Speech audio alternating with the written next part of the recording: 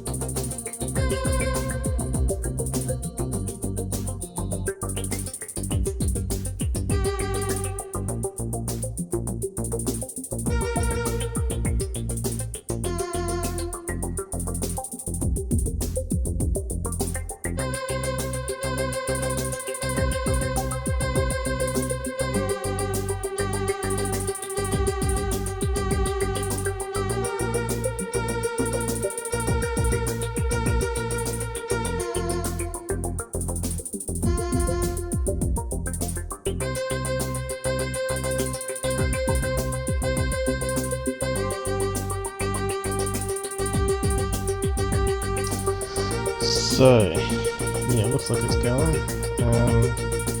although my control panel's messed up on it, can't see what it's doing.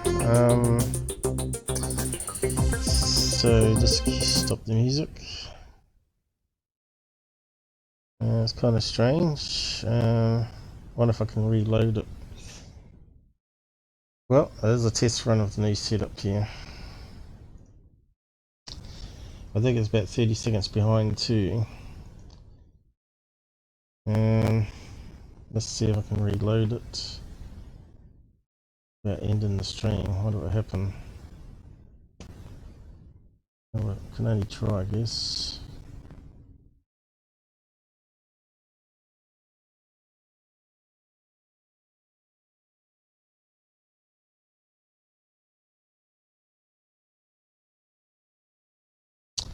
Aha, finally we got it back.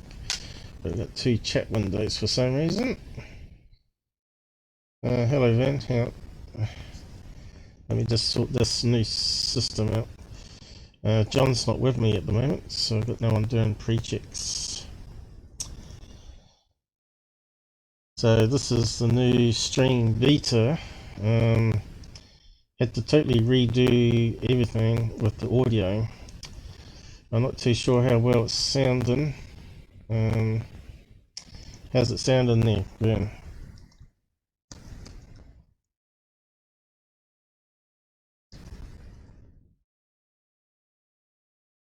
You can see the chat's rearranged itself. So yeah, this is the test run of the totally new setup. Not using Minicam virtual camera or its microphone. It's using RMTP protocol, same as OBS. So let's see, looks like it's coming up right here now.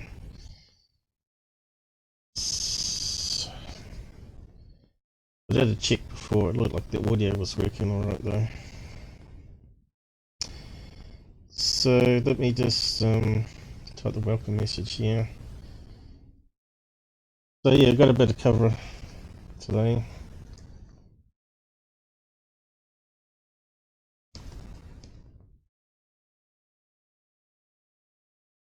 Sounds awful. In what way?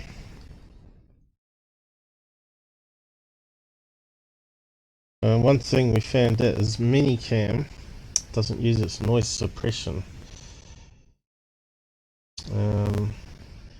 Shouldn't be sounding awful though, unless it's got the click. Can't hear anything wrong.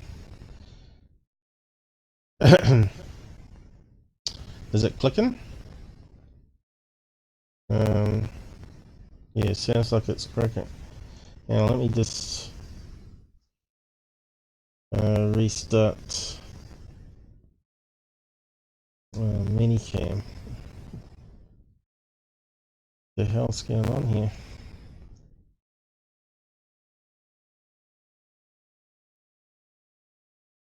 Static. Static or clicking? Sounds alright to me.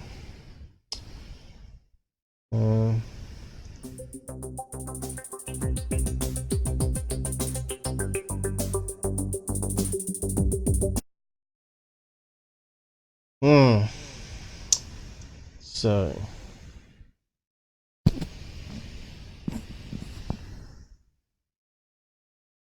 static. I'm not sure how to get around that.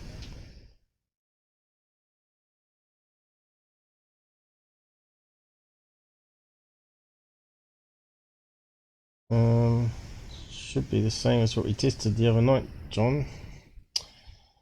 Okay, I'm not sure how I can listen to it. Let's see.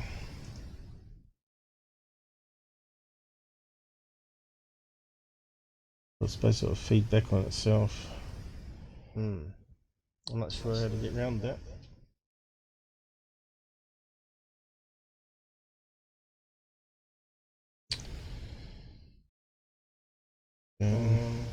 Should be the same as what we tested the other night, John. Okay, I'm not sure how I can listen to it. It sounds alright to me.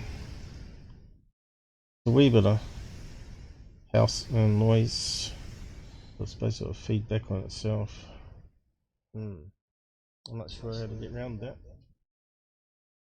Yeah.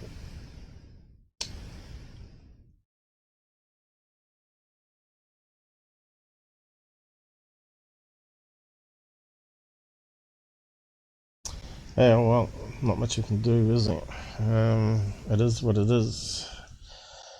Is it sounding better now though, guys? Are you out there or not?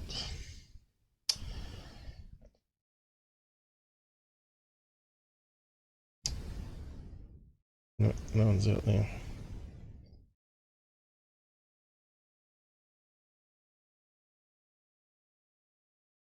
Hello from Colorado. Yeah, John's not with us at the moment. I'm not sure if he's going to join me or not. But yeah, it's good for you new people to join us. Have a say down the side chat. We normally have guests on. Like I said, we're trying out this new stream beta, and yeah, the sound is a wee bit staticky. Oh, what's going on here? Still playing my intro there. I better stop that.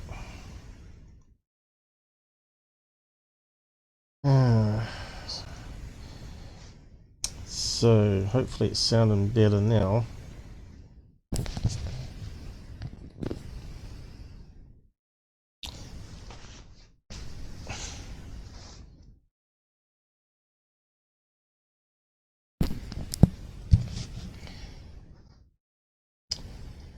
Yes, I'm not too sure.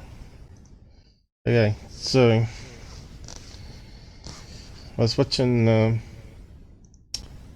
Ancient Aliens last night. I thought I might just bring this up to start with.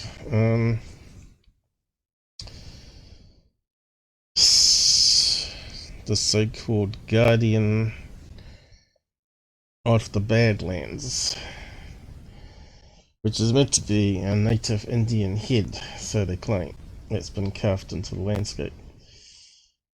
To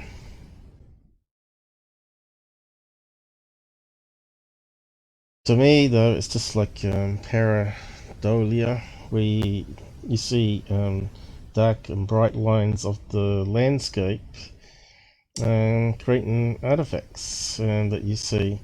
So obviously this eye here, as you can see, is like a little gully going down here.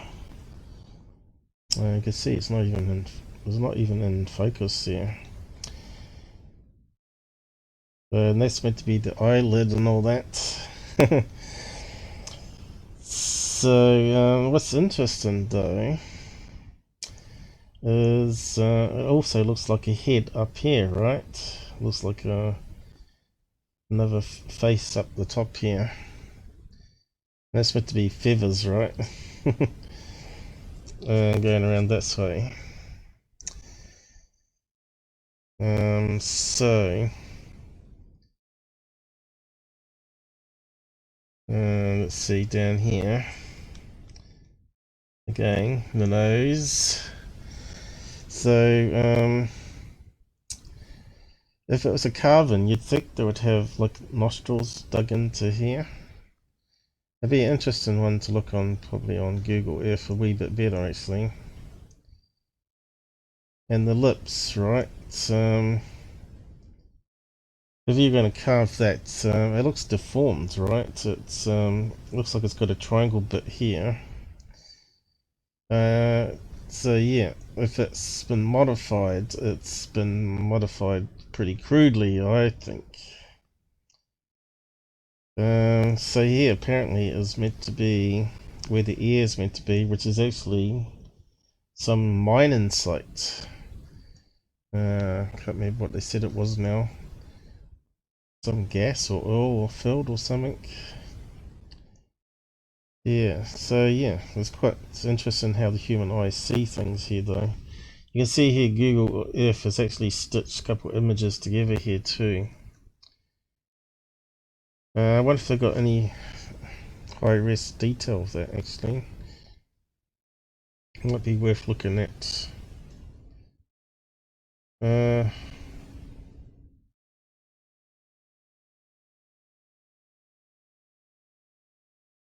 Okay.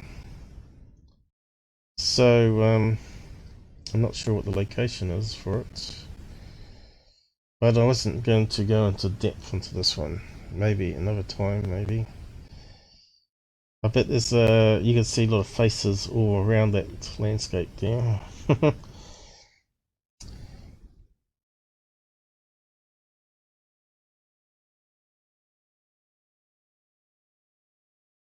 Let's see if we can find it on Google Earth quickly, I guess.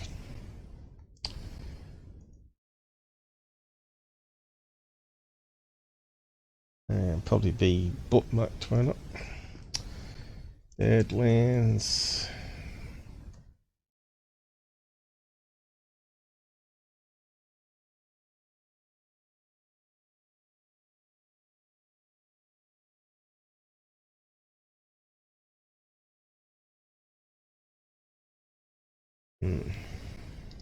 Why can't I find it?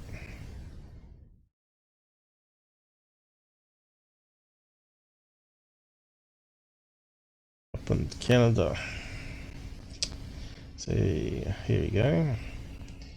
Few away shots.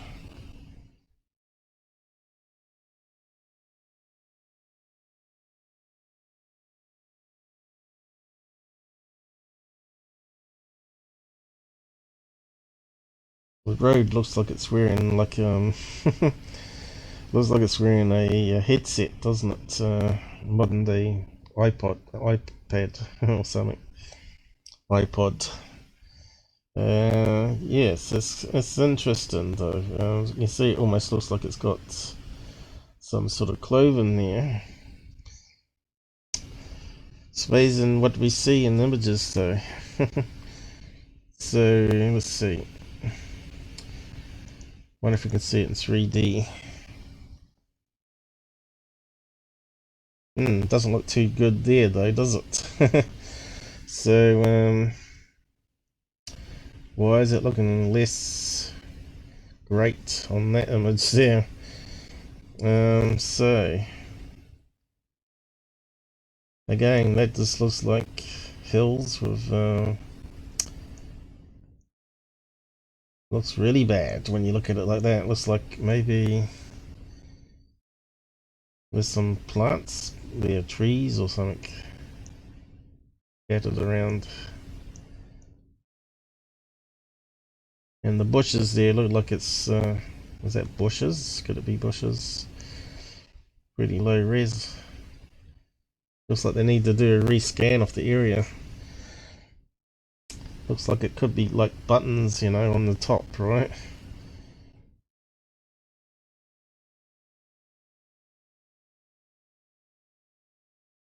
So here's another one, looks like faces. See what I mean?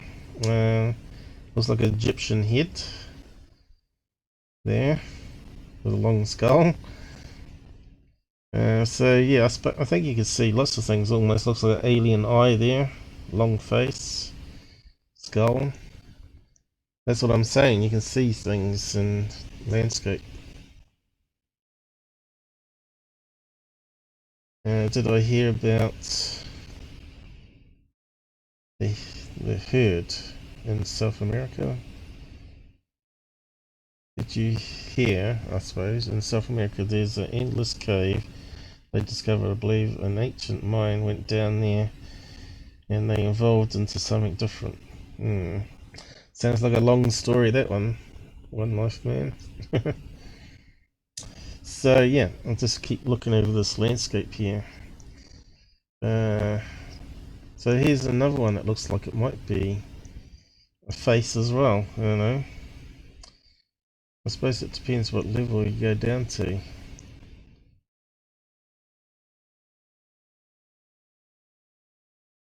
Yeah, there it is here. See, it looks like it's got lips and a nose. Looks like it's got a funny head with a thing sticking out. You see what I mean? Is there carbons everywhere? Or are we just seeing things that we want to see? When you go right down to it though, doesn't look much. Looks like maybe trees there in a gully. But it kind of looks like a African face, that one, doesn't it? With the heads that they have. And that one there looks like a long-nosed type face. So yeah, is it coincidence? Indian, and you can see other faces.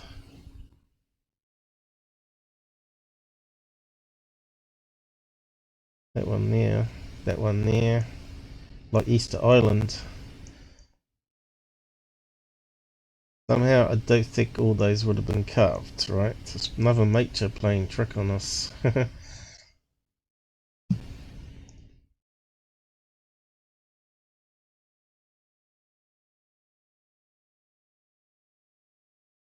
I can't see anything else that's sticking out to me as a face, because our human brains are designed to determine a friend or foe by the face. So we're programmed to actually see faces, because that's the first thing you do as a baby, is you look at your mother's face, right?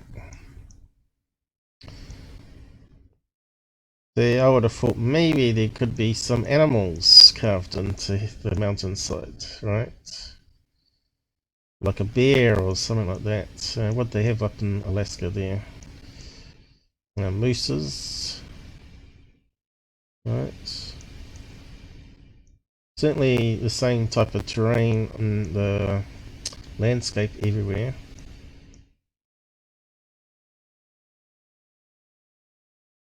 Pretty different landscapes to anywhere else in the world, I think, by looking at these mountains. Let's see. I've lost my place now. Where's the line of heads? Go back there. Okay. So can we go down? Street view on it? Probably not. I can't see many roads around there where Google Earth would have got to apart from up here.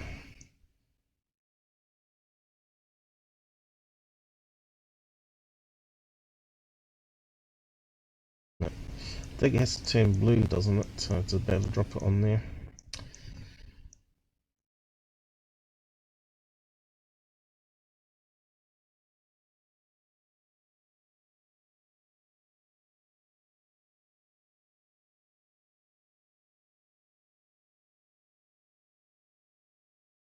Anyway, looks like we can't do much here. I wonder if Google Earth would be able to do it. We could probably try, I guess, to see it from ground level, but unless they've scanned it in, probably won't be any different than the maps, will it? Probably wasting our time on that. So, where is everyone today? I don't know. How's it sounding? Does it sound alright there? Not too hissy?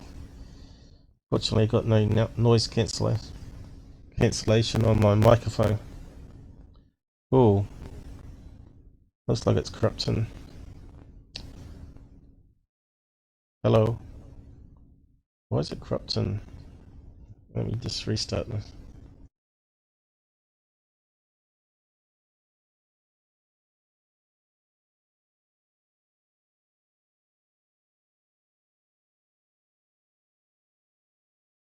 Hello. Oh, starts off good, and then it gets corrupted.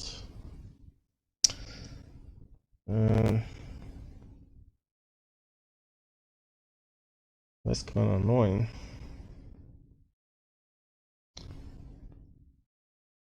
Sounds like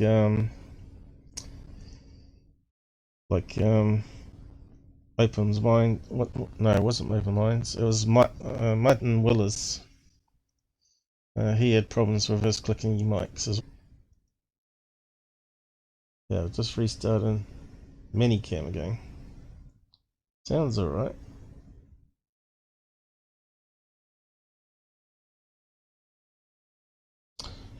Okay. If it starts making clicking sounds, just let me know. Okay.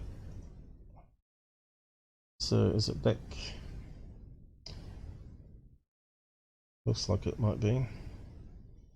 Okay.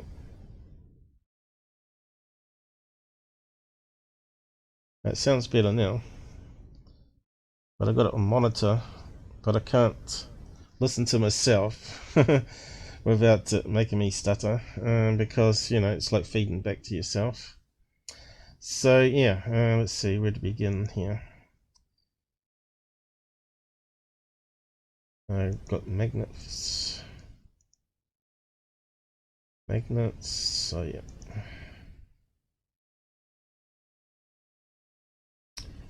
Okay, so I was looking at this video here from this channel called Seg TV Hidden from the Public. Now this guy was doing a presentation on levitating stones, saying that Egyptians were using high technology to move stones. So I found out some more information from recent findings on documentaries, which people may not be aware of. Let's see. So I'll play the little clip from his video there first. Let's see.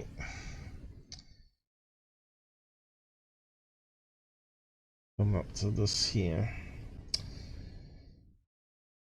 Let's see. So I'll come back to that in a minute. So I'll just play this clip here of a superconductor hovering above magnets. Now you can see it's using quite a few magnets here on the track. So let's see if it's playing okay. The magnetic field inside of it stays the same. Right. It's astonishing. Can you put it on the track for us? Yeah. I just levitated above the track quite high. I think it might be a bit too loud, so let me know. So it's actually floating above the surface. Yeah, it's not floating, it's locked above the surface. So it you could tilt it at an angle and it would still Yeah, fly I around. like this, and it will just go around like this. Because I go and put it at different height, put them like this. And lock it at the height. Lock right. it, yeah, different height, different configuration. Right. And I can even lock it at opposite way. If you could just hold for a minute. Hi. I'm doing the same can thing. hang I'm upside locking down. it upside down, and then it is suspended. Fantastic.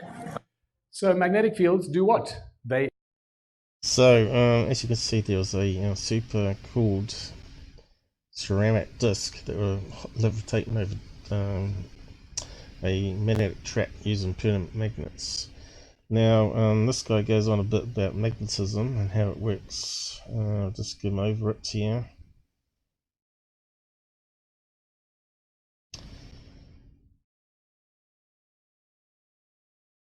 Where's the bit I'm looking for?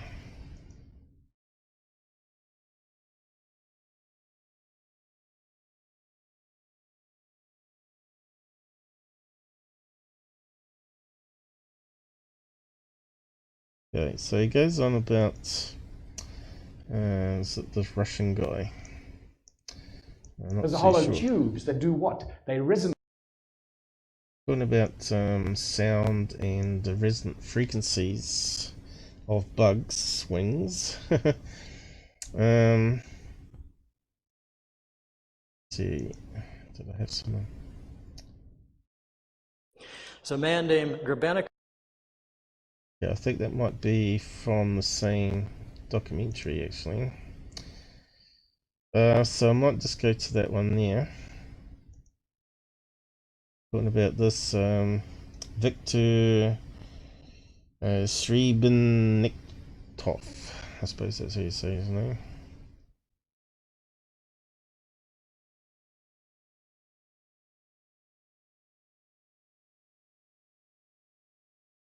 It's from the same documentary. It doesn't quite say, does it?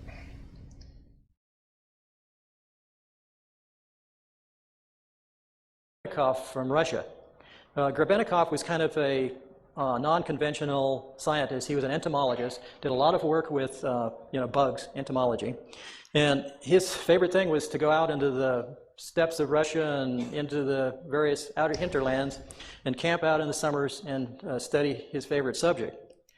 And on one of these expeditions, he started seeing some weird effects.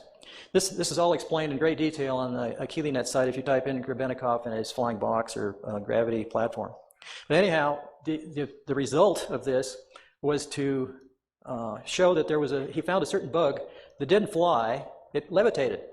And this was, he put this bug into a little vial or something, and he saw this vial jumping up off the lab table, jumping up and down. And of course, this is patently impossible based on any type of normal physics. So he got into this, and he found out that the bug wings themselves were creating an anti-gravity phenomena under certain conditions. And of course, what we have here, if you analyze, I think I found the bug. It's actually a beetle. And if you analyze this bug structure, you see a hexagonal pyramid structure array throughout the entire bottom wing of this bug. Turns out that beetles have two wings. The top wing is called a wing cover, and what the beetle does is it lifts this wing cover up, and then it flips out its lower wings, or inner wings. Now the bug cover protects the inner wings, but when it gets excited or something, it flips these other wings out, and it flaps these other wings, and the inner wings flap a little, and this beetle goes gyrating around. They can't fly very good, but they sure levitate great, I guess. And anyway, he took a whole bunch of these bug wings and he glued them to like a Venetia blind structure, and he put it into a little platform he built. So they were all, these bug wings were all covered in here. And he used I theorize he used the wing covers as well as the inner wing itself. There's also a kind of a handlebar on this thing with some controls. You can see the thing a little better here in detail. The controls, I think, had to be manipulated continuously and probably vibrated to create the same action that the bug was doing. There was also down at the base some kind of a lever, which I suspect controlled the amount of lift he was getting out of this thing. Anyway, Grebennikov claimed that he could fly this thing or levitate it, and it would go around at almost 1,000 miles an hour. Now you ask, how can that happen? You know, well, he said that there was an energy field that built up around this thing due to this gravity field building up in the platform, and by this thing building up, it built out a force field that basically surrounded him and protected him from the local environment. So even though he was flying at 1,000 miles an hour, you could go, you know, you could be wearing your Sunday best suit and not get it flutter a bit at 1,000 miles an hour. I'm not sure I'd want to stand on something going 1,000 miles an hour that's 2 feet square. Okay, so turns out and this guy actually wrote a book later admitting that he was faking it all. So it's just amazing what you can find on the net where people are still pushing this stuff out from 2013. And what's the other one? I think he was a wee bit of a magician, this guy, illusionist, right? You find a lot of the fakers online trying to push an agenda. Often are good tricksters, illusionists, magicians, you know. The alien Topsy guy was a illusionist and a magician as well. So, but here, if you go back to have a look at the start here, where he's doing his hand movement, and he's trying to levitate this piece of, I suppose it might be a stick insect there. So all he has to do is hold on to a really strong magnet, right?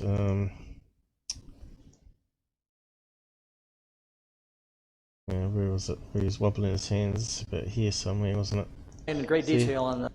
See how close he is to this. It's probably got a needle inside that piece of wood there. He's got it surrounded by a thing, but obviously magnetism works through books and also on wrists. Electromagnetic. See, it looks like a magician where he's posing here for this camera. And the way he's moving his hands. This is all explained in great detail on the AkiliNet site if you type in Grebennikov and his flying box or gravity platform. Kind of crazy, and if you look at his flying platform, really, come on. Apparently he said it had wings of beetles attached to it underneath or something like that. All it is a block of wood and obviously a lot of metal scrap bits here.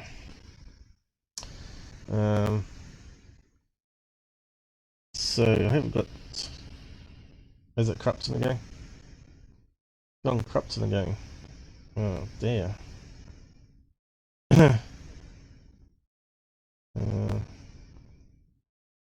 Crupton now. Sounds bad again. Maybe if I don't talk so loud.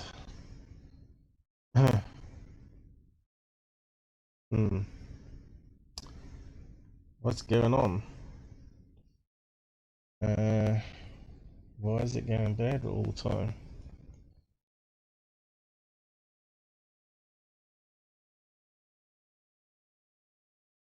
Very confusing. Okay, so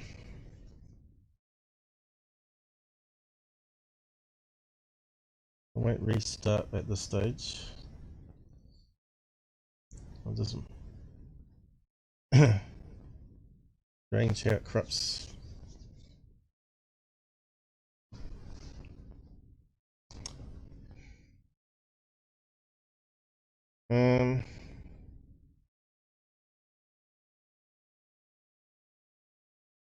Okay, I have actually got some pictures of that here. So we'll get onto the Egyptian levitating side of things eventually. Okay, so black and white picture of it. Looks like something from a old movie.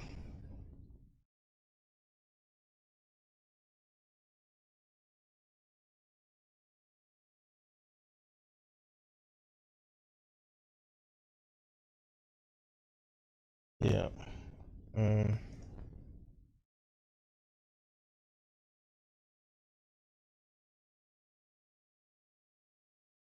I just read about that sound. How's it sounding now? Bit better? Might be alright now. Oh no.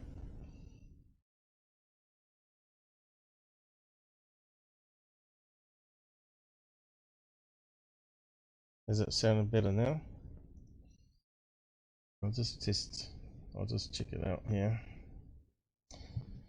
Hello. Hello. Hello, hello. Why can't I see it? Might be too low in volume now. Is it? Not good.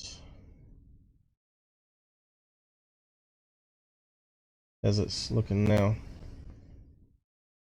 Now let me just restart that.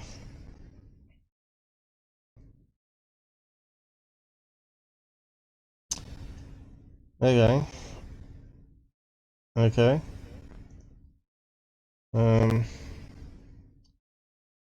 No, it's corrupting again, isn't it?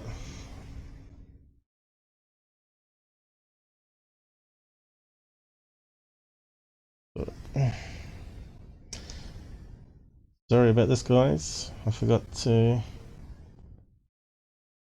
Is it my stream ended? Or is it still going? Should be streaming it.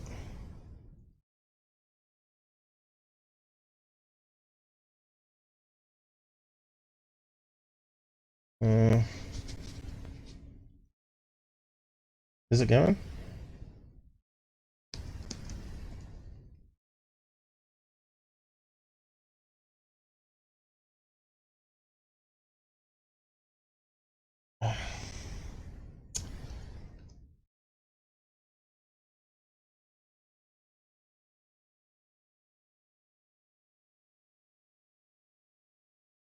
Is it working now?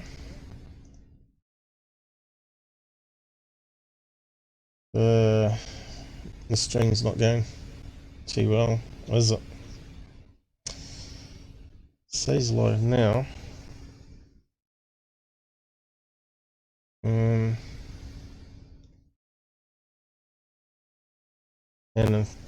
the sound started corrupting. Or clicking sometimes. Okay. I'm not getting the... Oh, right. Here we go. The preview window on the admin panel. It's giving me an error. And it's corrupting my voice again. Sometimes.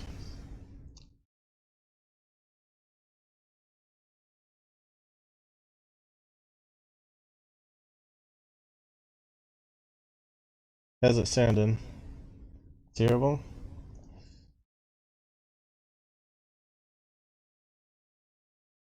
Yeah. That sounds bad here. How's it sounding on stream? Yes, sort of messing up my presentation a bit. So it's going now. Good. We just have to stick with what we got here.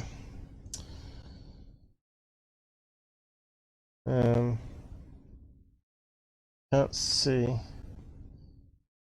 why it's corrupting the sound.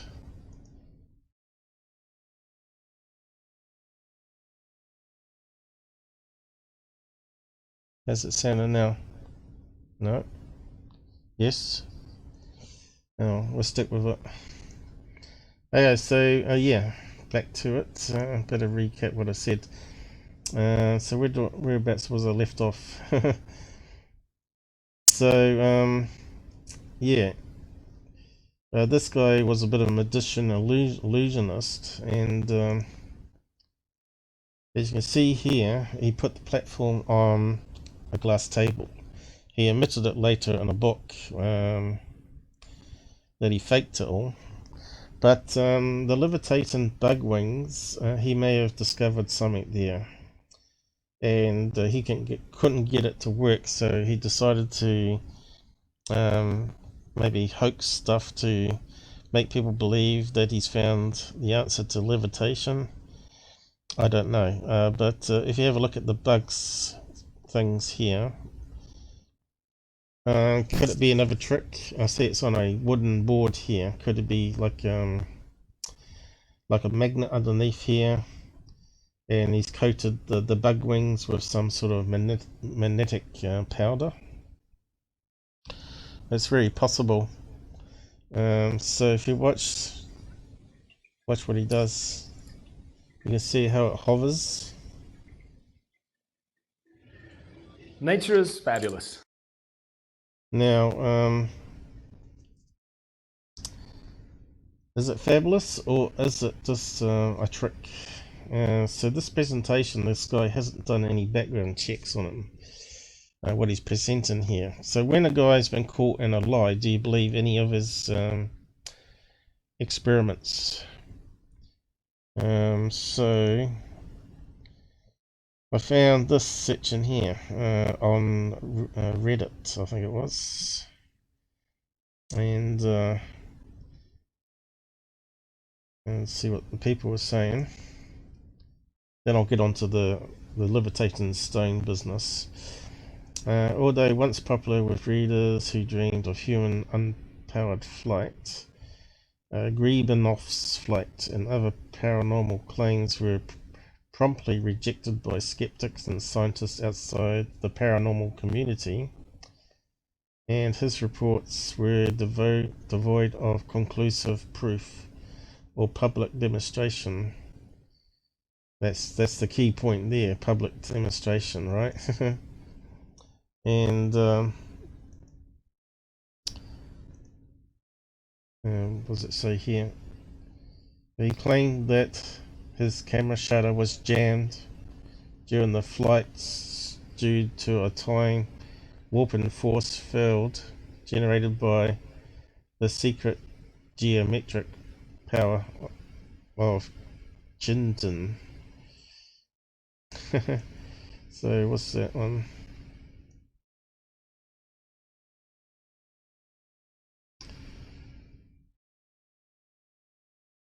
Some Chinese thing.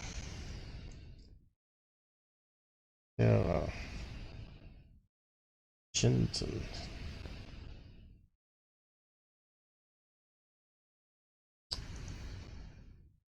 Yes, not seeing anything coming up here. Analysis of the Qingping particle size.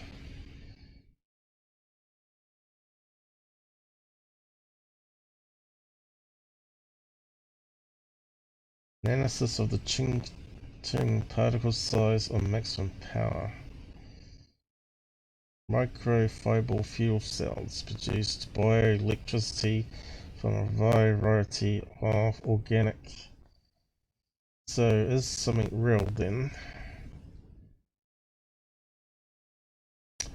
Biopower. Physical, chemical properties and antioxidant activity of Chintin. Optimization of Chintin extraction from shrimp cells.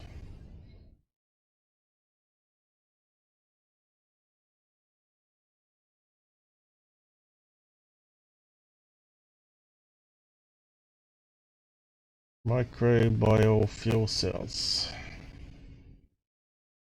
Biobattery. Google Books. I don't know if this is a real thing or made up at the moment, since it was referenced from, let's look at it, 2007.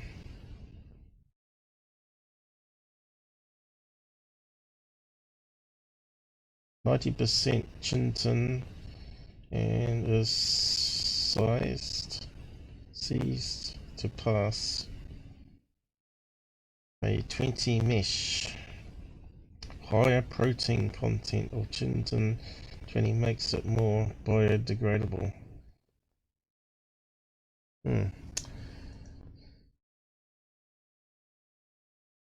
Suppose we need to find a wiki on it, really.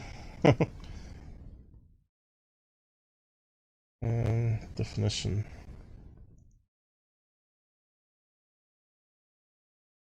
Chitin. Chitin. Chi. I said chi. Chitin. Chitin, I reckon.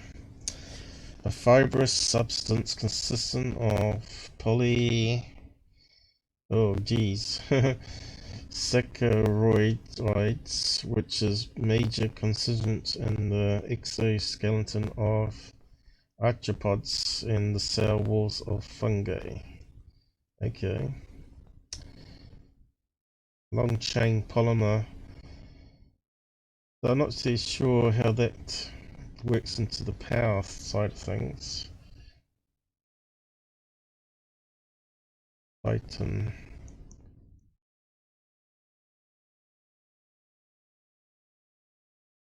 Power.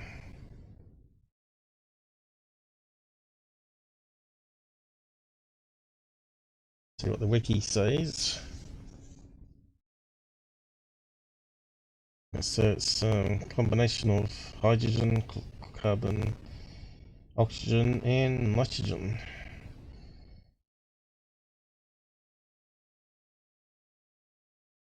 Close-up of the wing of a leaf hopper. The wing is composed of chitin.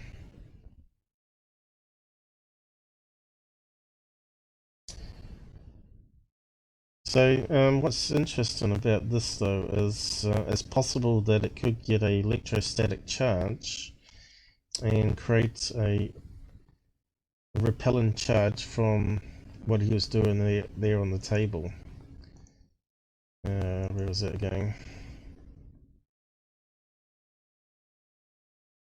Today we're going to try to get one of these shells to hover over the other one. The original of this video is what inspired me to do this series.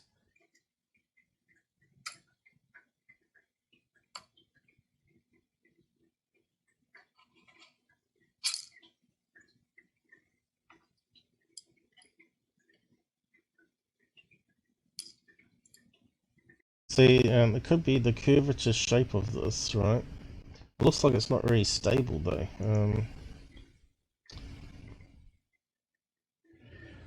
Nature is fabulous. Well, that's the outside of the beetle shell, right? So they only lift up, and the wings underneath are the ones that beaten so many beats per minute that lifts the beetle up. I can't see this would have any effect on the levitation of the beetle, especially with the clear wings that are underneath, right? So I think it saw a bit of a trick. But yeah, it could be some proof to it, unless we can get someone out there that can prove these guys are not faking it on YouTube, right? We need like a trustable source of science, not a YouTube channel. So yeah, I think that's probably all we need to talk about here on this particular video.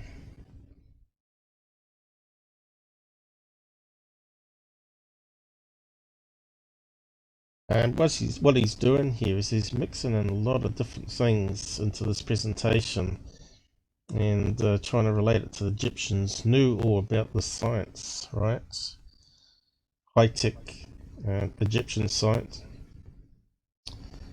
And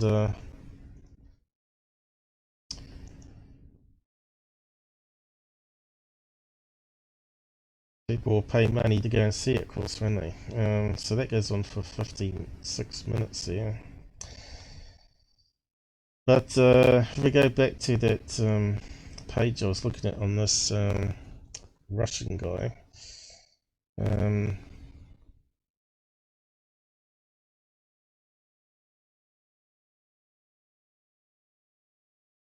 let's see, probably be more some comments here, is it? Okay. What they're saying here. Oh, the pyramids. How does a gravity well build up? Is he saying the wings are becoming denser? Now I think of it, how does gravity well keep a wing away from the ground? Because nobody could ever fake a grainy black and white photo. The magnet field and the rotating piece of vortex. I still think it might be a trick. So if we go down here, this guy here says, actually Gribanoff wrote a book about these as similar phenomena, including the levitating device, which he called gravitoplane in 1997, but shortly before his death he admitted in a letter that the invention was a hoax, or as he puts it, utopia. The photo of the living device was made by placing the platform on a glass stand. So, yeah, obviously you don't get that information out there when people put it in presentations, right?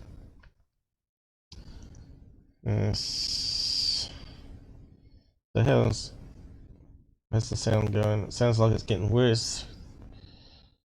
Sound like dialect. That's no good.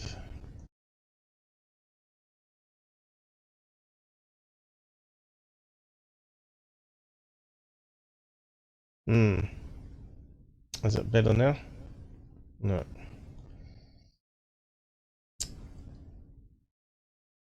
Hopefully it's streaming still, is it? Let's see. It's reckons. Yes. Not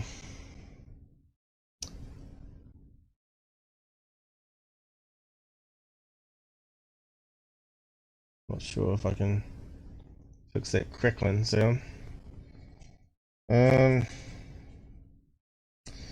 So there you go. Read the article.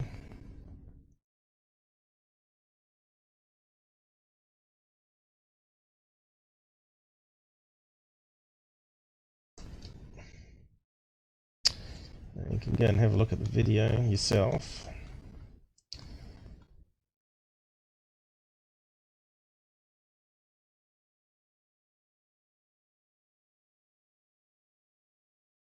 Let me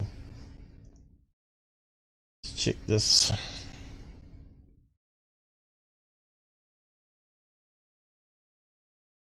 How's it sounding? Don't hear it. You can go and have a look at the video yourself.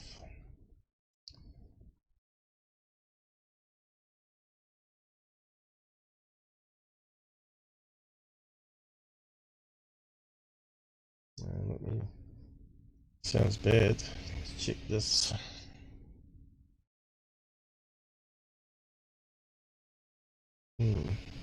How's it sounding? Don't hear it.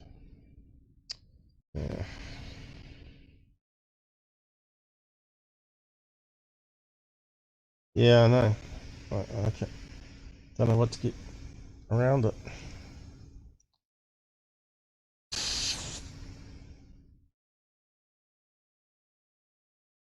It's annoying that it's doing the crackle.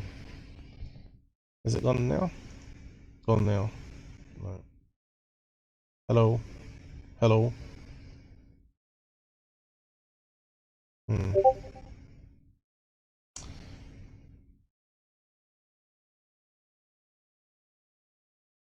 There's John there.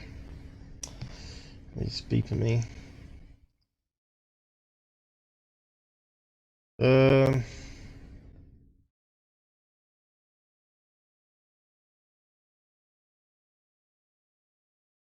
Well, you just need to jump in then.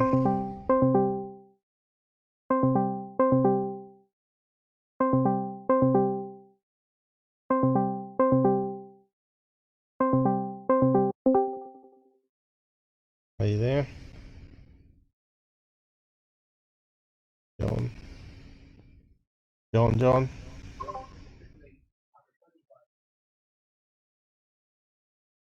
Who's that?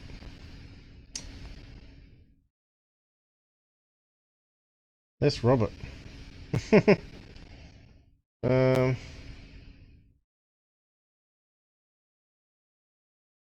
I thought it was John. Sounds bad.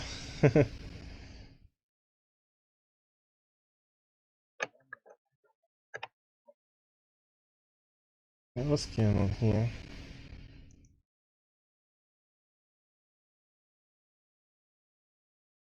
Camera unavailable.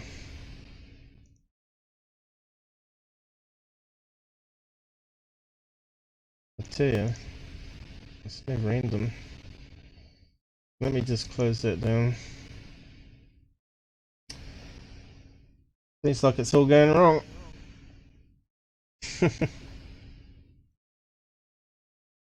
Maybe it's Discord wasn't the problem.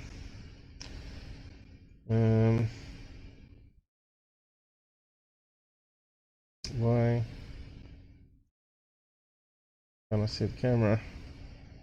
What's going on here? Alright.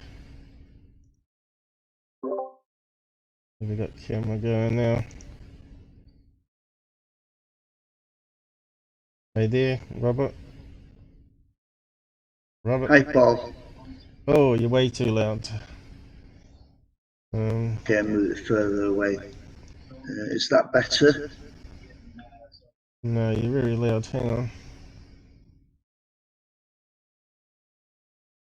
on. Say hello. Hello? I think it's alright.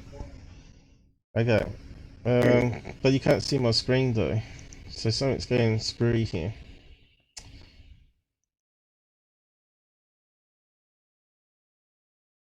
You can't see my camera, can you? You're watching the YouTube. No, I can. No, the only thing I have on is Discord at the moment. Yeah. I'm not sure what's going on with the sound or the video camera. It should be working. Yeah, video camera is working on my side. Is it? But it's not showing any picture. Are you seeing it directly through Discord? Yes. Even though it's showing picture of me here. And that doesn't make any sense whatsoever. I wonder what's changed overnight then on these things.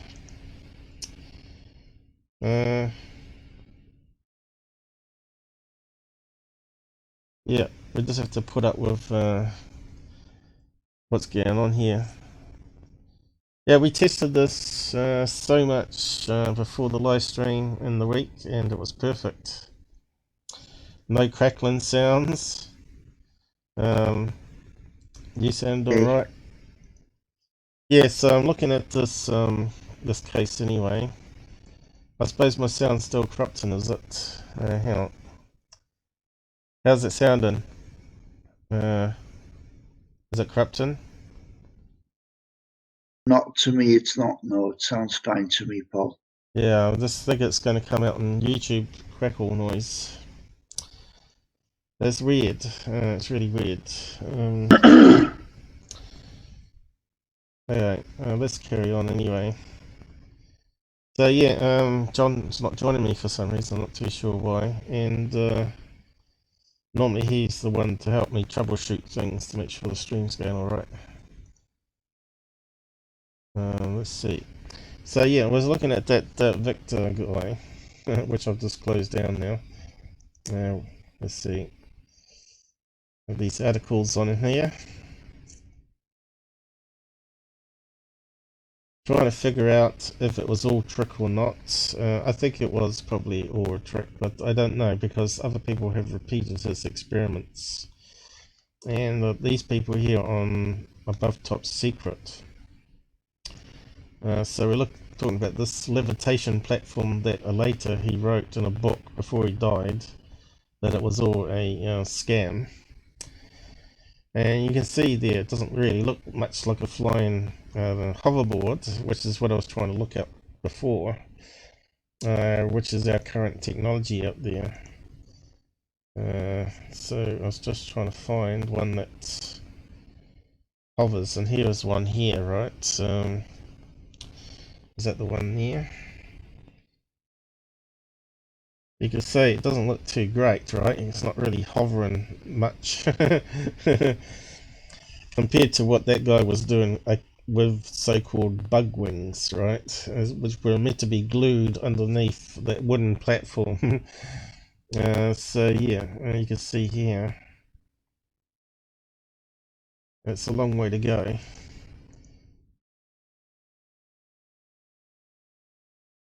Let's see what else we can find.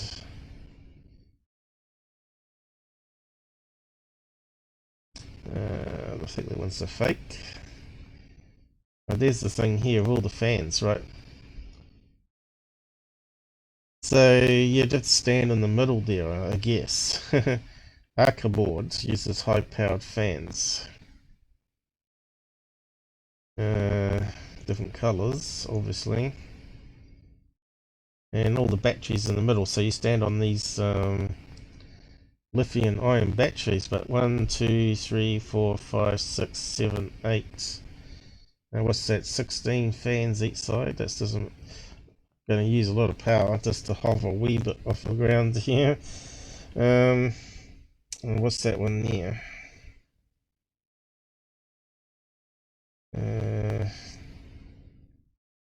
Can't quite see what that one. Test a new prototype of record-setting hoverboard. Looks like it's over water here, is it? So I guess as they get more powerful fans and batteries, that's going to work better. Yeah, you're cutting in and out, Paul. I'm cutting in and out. I think that might only be in Discord. What I can do is change server closer to where you are. Let's see. Go to America, East Coast maybe. Are you back? Yeah. You can see my desktop now.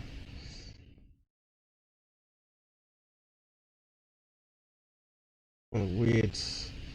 I don't know, there seems to be little bugs in the software. So you can, do I sound alright now? I think that's a bit smoother. A bit smoother? Am I still corrupting though?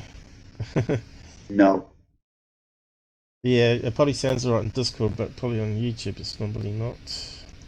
But let's have a look at this hoverboard here then. Ones that obviously haven't been faked.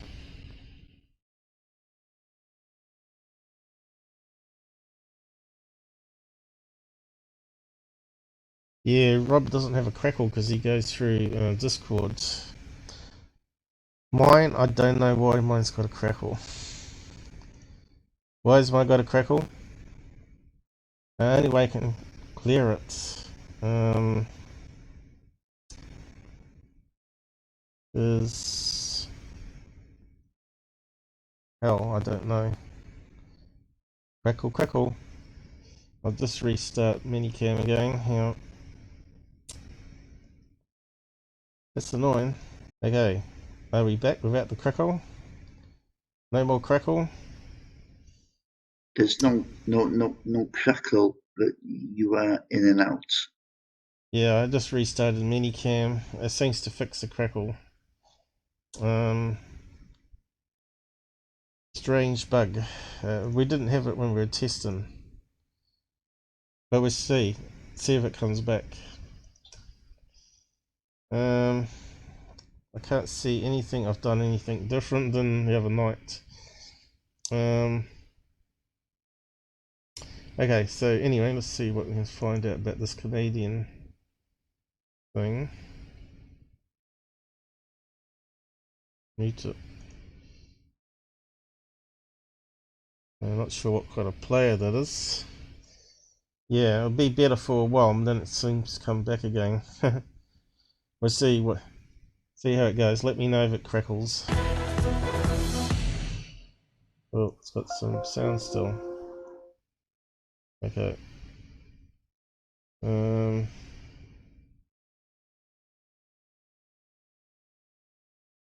It's the clutter and the dirty dishes and the list of things he's working on. This is what you do when you doodle? Yeah. Yeah, so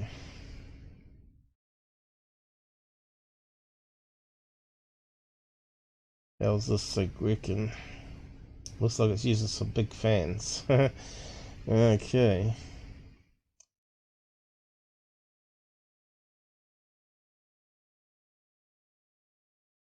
Yep, Back to the Future. The proper hoverboards using anti-gravity. Yeah, Paul, I can only hear you about 1/3 of the time. You still can only hear me.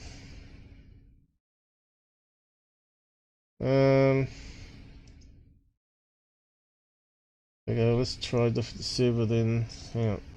I'll just pause that video. I'm not sure how we can fix you then. Singapore maybe? Japan?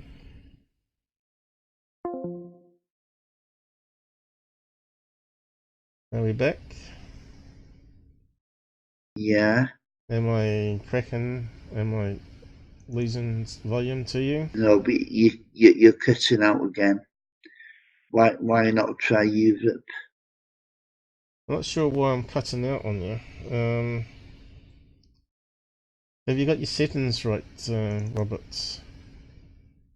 If you go into your settings here, click on the cog. Are you seeing what I'm doing? Just make sure your volumes are up, and maybe that's probably just above the noise level. Does that sound any better now? How's that sounding? Are you there? Yeah, Robert? there's no problem with the sound.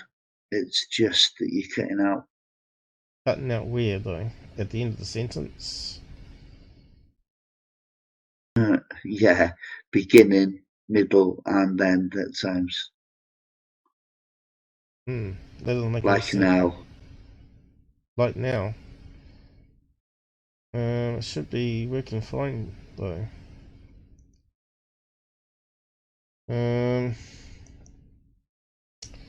I don't know what other service. Africa is normally a good one to try.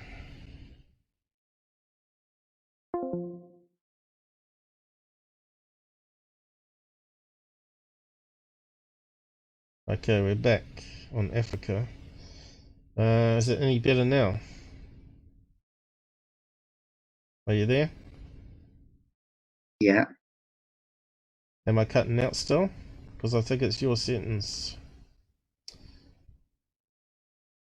Robert? Yes, you're still cutting out. I don't know why.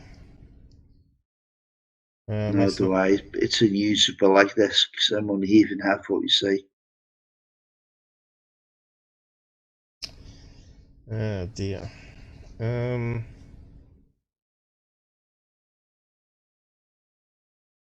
understand why you're only hearing half.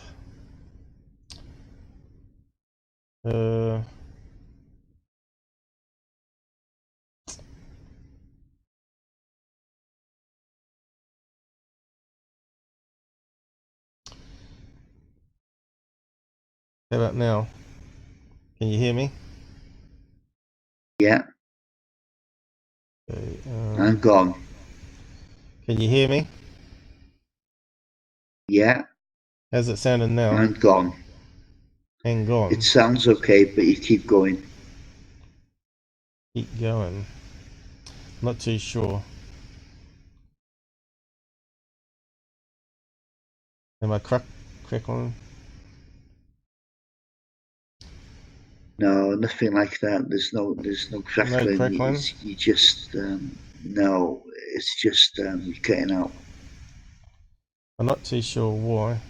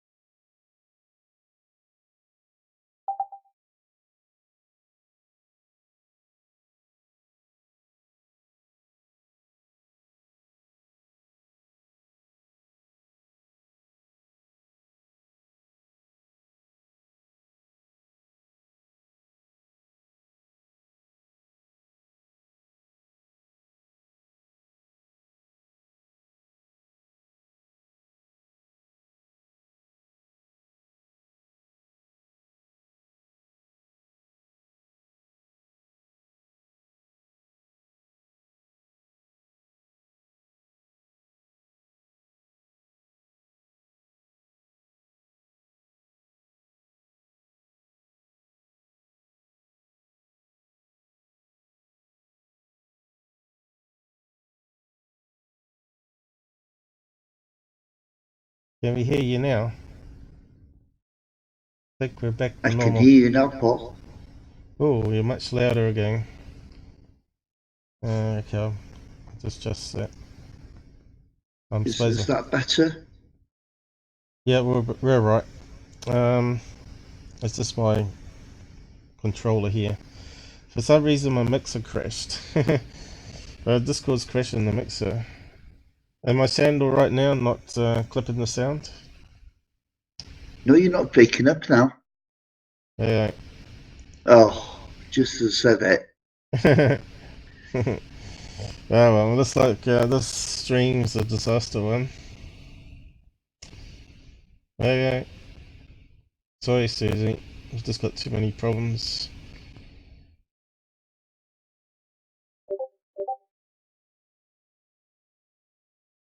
It may be corrupting our sound, but not YouTube. I don't know.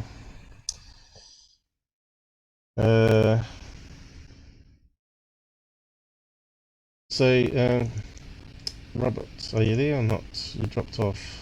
Yes. No, I'm here. What's happened here? Where you disappeared to? Oh, right, that's the side chat picked up here. Let's see, I'll get you on the screen.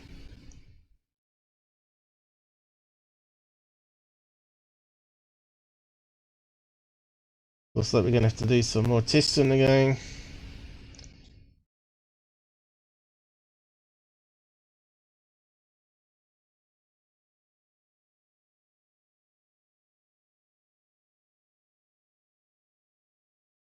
Why can't I grab that? Oh, this is a nuisance. It's unworkable. No, we'll get there. Hey, what's happened to my duck thing? How did I get rid of that? Hey, where's the duck thing gone? Did I click on a button or something?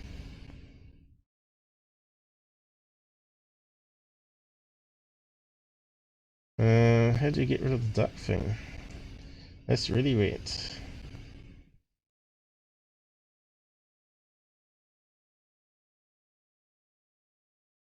It doesn't really matter too much.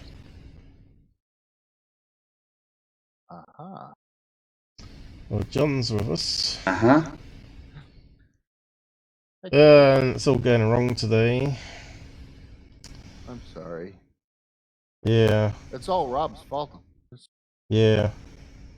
My voice is... Yeah, it was my fault. I think my Your voice fault, is Rob. My voice is corrupted on the live stream apparently. Oh, what it is. How do we get both of you on the screen then? Yeah, it's not corrupting, Paul. It's just cutting out, you know. I'm not too sure why it's cutting out for you, Robert. Is it cutting out for you, John? It was static. Lots and lots of static. Static where?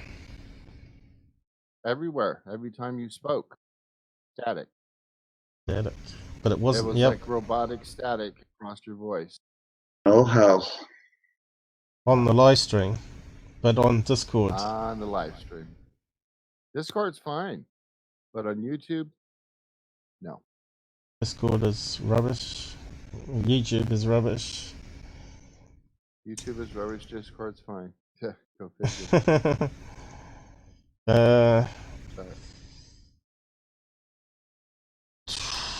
Strange, isn't it? But yeah, we tested it the other night. You too, John.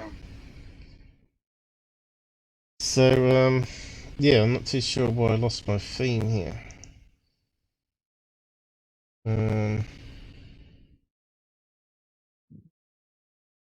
How'd you turn the theme back to black? Keyboard's saying hi to John, but he's gone. John is crackling, and you can barely hear what? Barely hear him. That's kind of weird. That makes no sense. Can you hear Robert okay? Because he's pretty loud. Well, through Discord, yes, but I haven't gone back over to YouTube to listen. Well, they reckon on the side chat they can't hear you for some reason, but I don't know, that's weird though. I think it was working.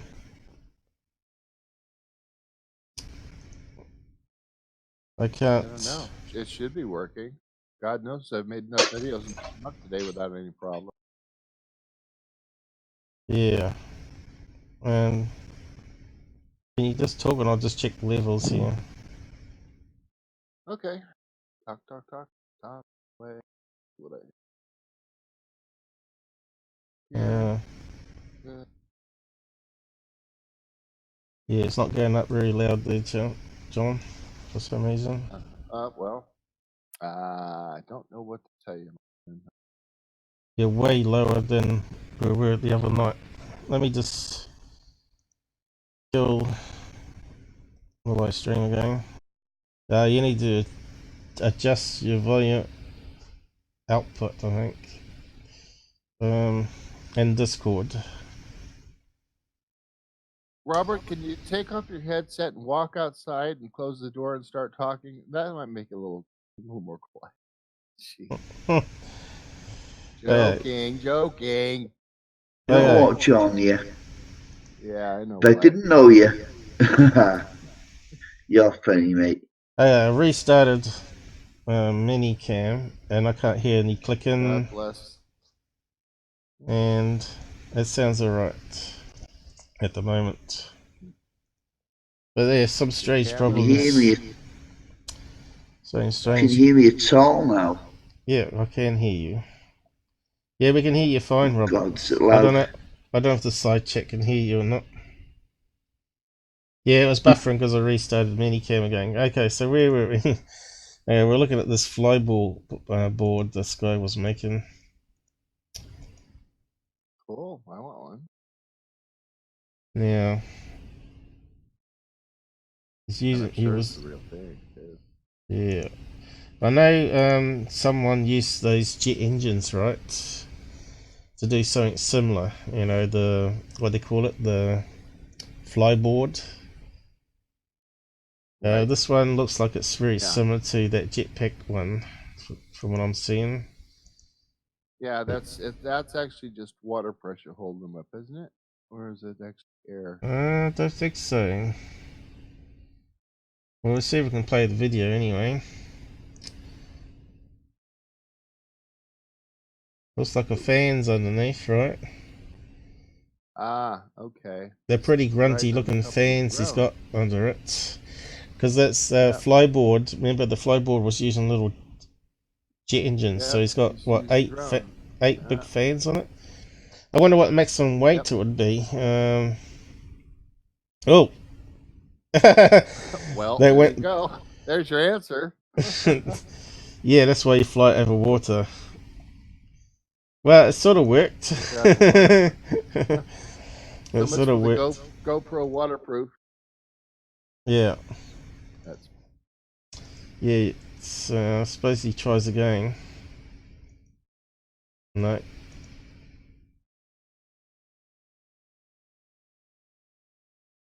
Yeah, looks like he's trying again. Bit risky though. You'd have to know how to ride a unicycle to be able to balance. I think what they need to do is make it less powerful, so it just hovers like a few inches over the ground, like a normal hoverboard, like there. Boom! Straight into the That's not going to be good for the electronics, is it? Yeah. Thank you. Anyway, we found that one in the search, so hopefully you don't get copyright infringement on it.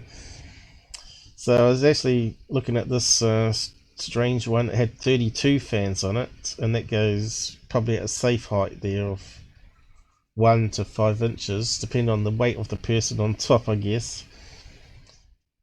And what else we got? Boy, you really got to have your balance under control for something like that. Yeah. They got the ones that have the wheels, of course, but that's not really flyballs. And here's the fly one that we're talking about. It's a flyboard, right? Similar to what the other guy was doing in Canada, but this one's using jet engines, like little jet engines that you use on model planes. Right.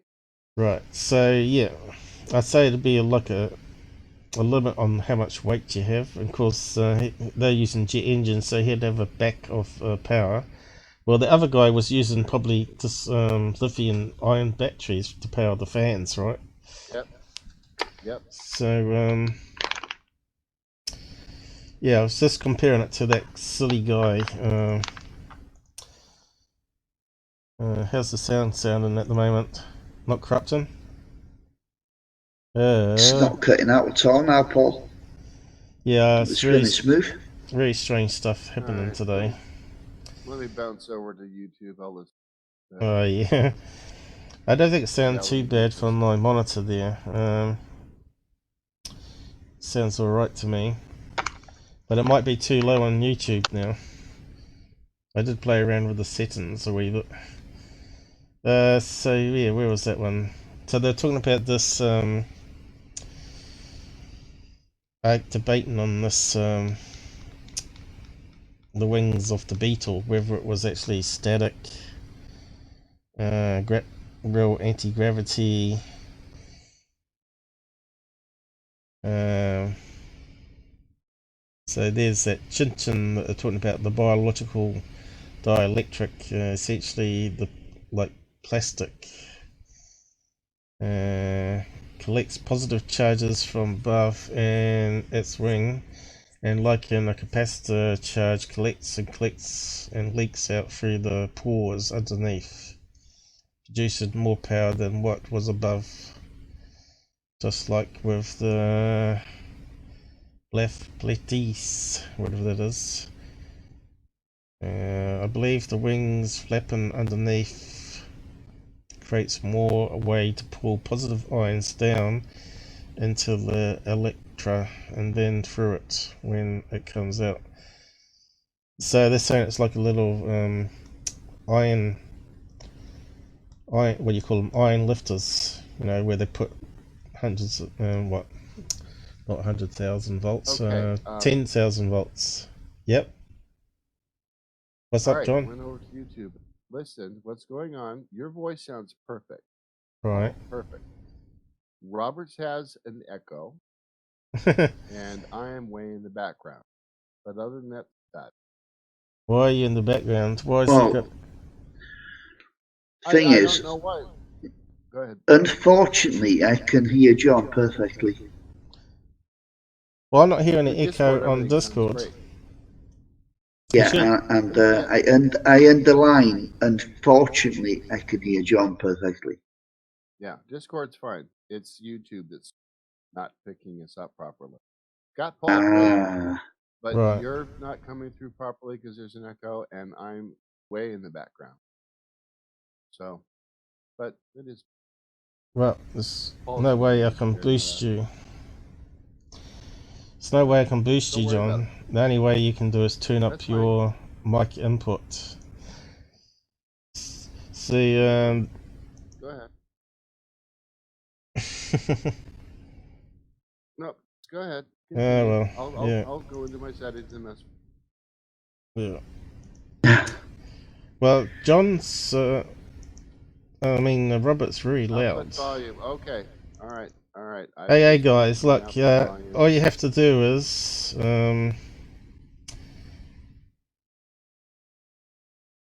change your mic down by tuning your mic down to there, probably, right? That would be Robert. Robert needs to turn his... Okay, where's the flaming cog? There, mate. Next to your microphone. I'm not even sure if it works. Because I think Discord on browser version doesn't use it at all. Right. But if you just turn it down 20%... But I think you're right. I think it might be John that's too low. Well, I just boosted my mic output in Discord, so it's to the max. You do sound a wee bit too loud. I've got a load of things here now.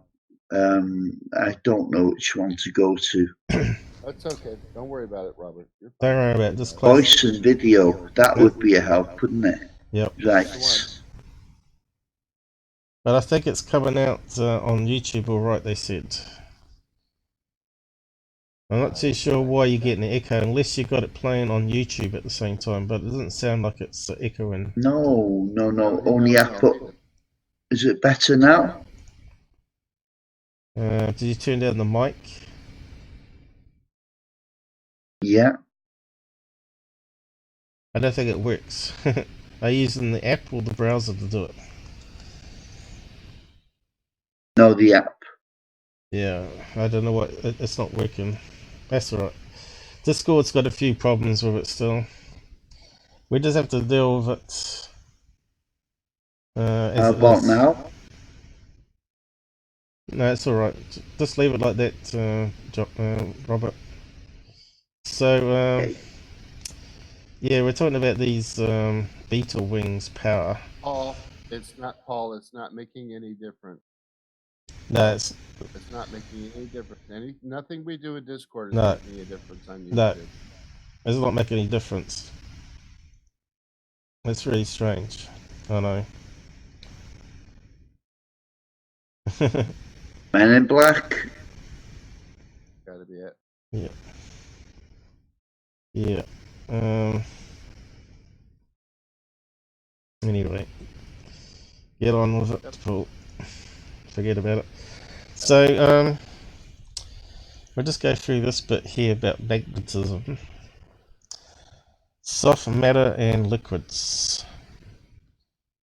Magnetic fields effects seen in water, right? So, they're saying here, physicists in Japan have discovered that the melting point of water increases slightly in a strong magnetic field. University found that it increases by 5.6 milli whatever it is Kelvin for ordinary water. Water has many unusual properties. It has relatively high melting point and boiling points for a small molecule, and the liquid state can also be denser than the solid state. These properties are thought to arise from the 3D network of hydrogen bonds in the molecule. Recently it was discovered the near-infrared spectrum and reflective index of water can be affected by strong magnetic fields. Some researchers have suggested that the magnetic field somehow strengthens hydrogen bonds, but the exact mechanism behind the result remains a mystery. Since water is diamagnetic, it should not be affected by magnetic fields. So what it's saying is it repels from magnetic fields. We believe that the thermal motion of partially charged atoms in water gives rise to the Lorentz force, which when a magnetic field is applied. By suppressing the thermal motion, the Lorentz field makes the hydrogen bonds stronger, which could account for increase in the melting points. So that article come across about water. So we talked about water a lot, oxidization and explosions, the amount of energy, and also flint.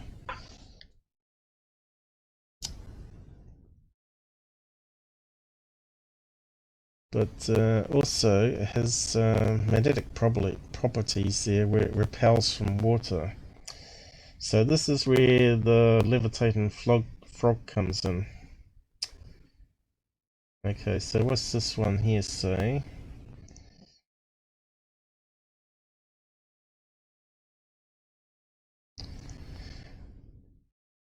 Do magnets work in water? Magnets work great underwater. You can even get special magnets called retrieving magnets to pick up objects containing iron that have fallen into lakes, of course. Also pretty easy to test if magnets work underwater. Just hold two magnets underwater. Yeah, of course. Something odd Can about... I just ask a question here? Yeah. Of course not. Does this have anything to do with dowsing rods? No, we're talking about levitation magnets and the rest. Okay, but water and okay. Keep going. Yeah. It doesn't seem it would be magnetic. Something odd about water. It turns out water, but it turns out water. Hang on. It doesn't seem like it would be magnetic, but it turns out water and all the matter can exhibit magnetic properties if you put them in a big enough magnetic field. Water slightly repelled by very strong magnetic magnets. So they've put a big rare earth magnet here on a test tube of water, and they can see that the water is pushing away from the side of the flask, I guess. So let's just play that. Greetings, fellow nerds. Quick question. Is water A, attracted by a magnet, B, repelled by a magnet, or C, completely non-magnetic? Most of you will answer C, and you wouldn't be wrong. After all, in everyday life, you'd notice nothing unusual about water and magnetism. But interestingly enough, the correct answer is B. Water is actually slightly repelled by a magnet. This anti-magnetic property is called diamagnetism. However, the effect is extremely weak. That's why most people don't know it's there. To see it, we need to build an extremely sensitive detector. Luckily, this is brutally simple. Just get a basin of water and put into it a styrofoam block. It's going to move around a lot, but this is actually a good thing. The styrofoam floats, and because it's so light, even the smallest force will push it around. So try and build this away from drafts and moving air, and be careful that your own breathing doesn't disrupt it. The water helps to dampen any stray motion. Now get a test tube and fill it with water and push it into the center of the styrofoam. This is the water we're actually going to measure, not the water in the basin. Now steady it, and when it's still, get a strong neodymium magnet and hold it as close as possible to the tube without touching it. Oops, I hit it there. Let me steady it. Okay, let me try again. Slowly but surely, it's moving away from the magnet. It's an extremely weak effect, but it's happening. A perceptive viewer will also ask about the glass. And yes, the glass is also diamagnetic and also contributes to the repulsive effect. Now, it doesn't matter the orientation of the magnet. There's no north or south in a diamagnetic material. It will always be repelled by a magnet. Now, this video is time-lapsed. It actually moves a lot slower than this. I'll show you the actual speed at the end of this video. Moving on, I'm going to show this special material called pyrolytic carbon, sometimes called pyrolytic graphite. It's made by heating a hydrocarbon to decomposition temperature without oxygen. Pyrolytic carbon is much more diamagnetic than water, and it's pushed around quite easily. In fact, it can even support its own weight. I have here 4 strong neodymium magnets arranged with the poles facing up, but like poles on opposite corners. This creates a magnetic weak spot in the center where the pyrolytic carbon can be stably levitated. As you can see with this sheet of paper, there's nothing underneath. Okay, so I did something similar to that with my TR3 model that I did between speaker magnets, using 4 speaker magnets. It's exactly the same thing. It creates a field so that the object's sort of stuck in between the 2 fields, sort of thing. But this one's actually quite good. Yeah, but I think I may have at the point, you know. Yeah, so what we're looking at there is the strange properties of other materials. You know, everything.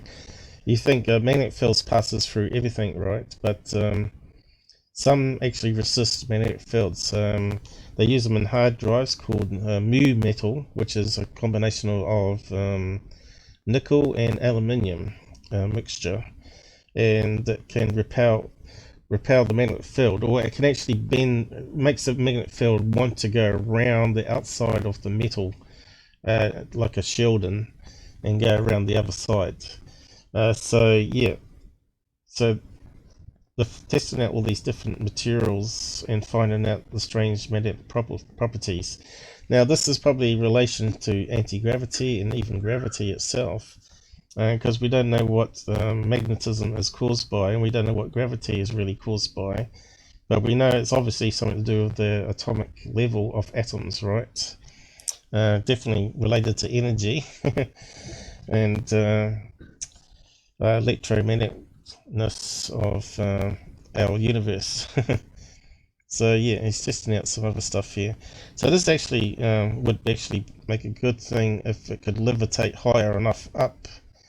Right, normally you can buy these contraptions that use rotating fields to be able to levitate pot plants and stuff on a stand, right?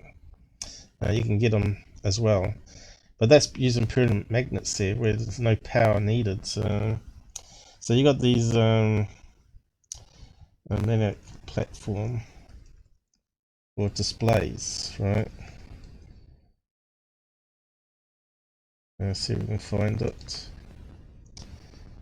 Like these ones here that you can get from China. All different types ones, and you can even get a speaker one that has like a flying saucer at the top, and it goes up and down with the beat of the music. So, am I still corrupting now? Sounds all corrupty on here. No, you're good. Sounds corrupted when I listen to it for some reason. I think that's where the YouTube. How's it sounding out there, guys? It's gone corrupting on my voice. Again, crackle is bad No, again. there's still a touch in there, but you know it all depends on when it's finally uploaded, rendered, and all that. No, I think it's pretty bad. That's red. Yeah, I'm not too sure about this stream beta then.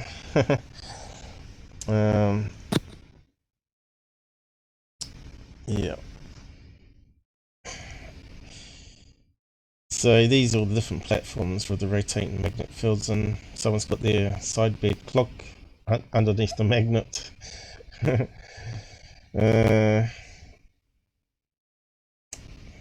Handy cam. But you can see that there's going to be a certain amount of weight you can only lift, right? So these people that saying Egyptians moved blocks using anti-gravity or magnetic waves or stuff clearly are fooling you, because if you look at that superconductor one with the train going around, I don't know if I got a picture of it here. What was that one about?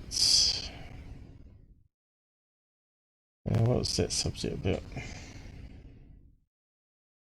Oh, that was about aliens again.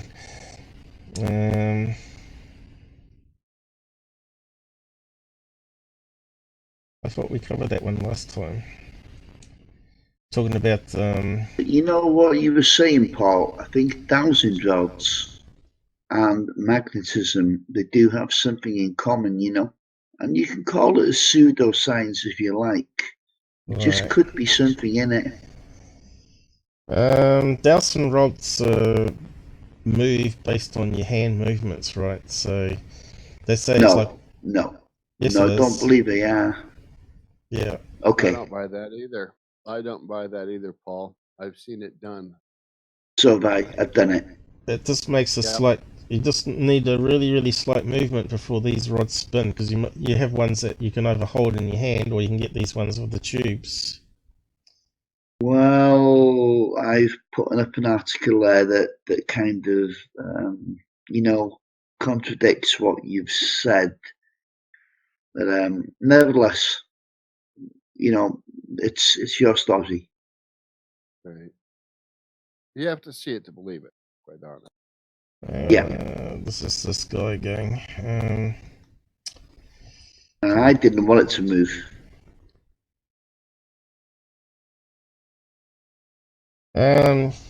Yeah, I've mucked around with dowsing rods as well, and found water drain pipes where no one knew there was a drain pipe. But they're saying it's based on your body reaction to the magnetic field as you go over it, and your micro movements of the hands. You tend to sort of change. What's happened? Who we lost? Guys, where you going?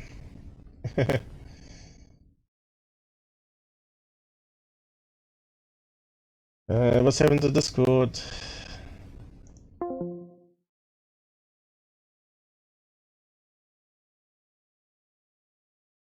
South Africa got too busy now. Have we lost internet? Are we still streaming? What's going on? Okay, let's try servers back to Australia. Where is Australia?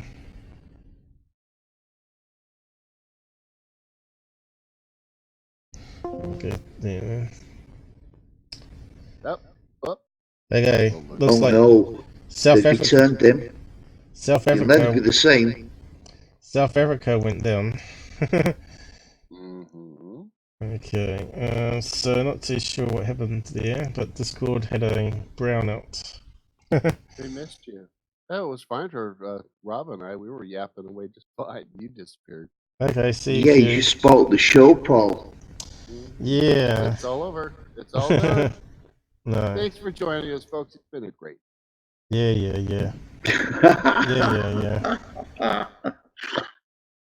It's all corrupting, I think. Now, time to put up the anime porn. Oh. So let's get back to the show, shall we? Yes, we. I'm not too sure what's going on with the voice now. Is that all corrupting? So there's this big article on magnetic fields and that Russian guy here. I'm not sure if there's anything particular there that we haven't covered already. That the guy was a hoaxer, so how much can we believe that he was a scientist versus illusionist? But I'll just post a link to that too. Oh, what's happened? I'm not sure if there's anything particularly interesting on here. Anti-gravity effects.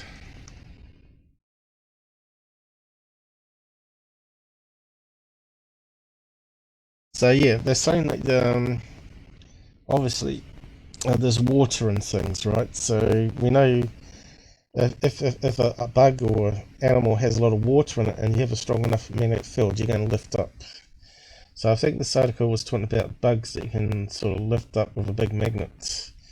So just post that link there. But that gets us to the frog thing. So at the moment we're watching that demonstration here where he was shown that water repels. So that gets us into the next topic. Let's see, I'll post that link there too. Repelling water. Diametric, as they were calling it, can be used on these frog experiments. Frogs levitate in strong magnetic fields. And there's some pictures of them on YouTube. I'm not sure if there's a link here. But it says here, some things like iron nails are known for the magnetic properties, but why should frogs levitate in a magnetic field? The trick is to get the magnetic field right. You can just use an old bar magnet to make a frog levitate. Frogs, like everything around and inside us, are made up of billions of atoms. And each of these atoms contains electrons that whiz around a central nucleus, but when the atoms are in a magnetic field, the electrons shift their orbits slightly. The shift gives the atoms their own magnetic field, so when the frog is put... that sounds bad here on the audio. Frogs are convenient not only because they have a high water content, which is a good magnetic material, but also because they fit easily inside a tube. So I thought there was some images of a frog levitating. Looks like I want to see. I think it was on that one. Okay. Levitating frog. But what they're saying is you could levitate anyone, even a human, if you had a strong enough field.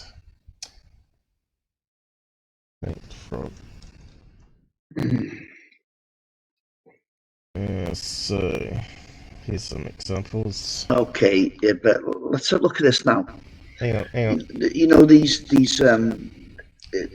episodes of levitation, they quite often happen under what people call demonic force. You know that, and you have to take this into consideration, really. Why does it always seem to happen under those kind of circumstances? If it was a scientific thing, then surely it wouldn't happen to those certain people. I'm just asking that question. I'm putting it out there, that's all. Have we actually seen people levitate in chairs, though?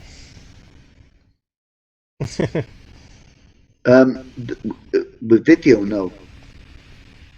Right. Yeah, that's what I mean. So, if you've seen someone do that, would you be taking the picture? Not sure what you mean. I think you'd be too much in shock. I know I would be. Oh, right.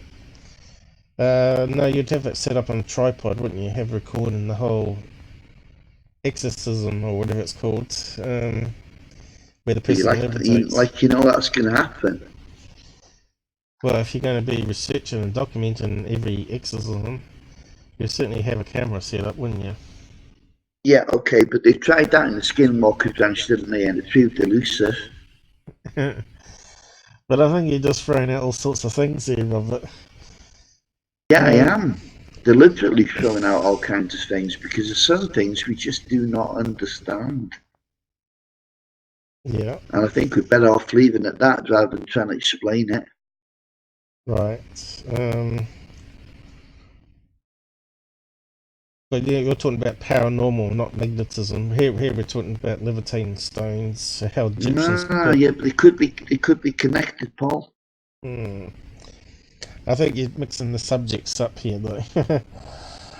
But no, I'm not. Yeah, but let's say closed minds. You see, closed minds doesn't get you anywhere. Well, let's say that humans mostly water, right? 80% water, right? So, is there a way for the human mind to be influence matter around it through brainwaves? Could it somehow generate a magnetic field underneath where they're sitting that sort of repels them upwards? So scientifically, there could be a possibility, you know, somehow that the human mind interacts with the environment somehow that causes a magnetic field change. So yeah, it's a different subject entirely, but I don't think you're going to be able to levitate 9 tons of stone to roll it into a pyramid, you know. So let's on to the next final subject anyway. So we just saw a frog sort of hovering around in a vase there while Robert was talking, and that just proves the point that you can levitate a frog using science. So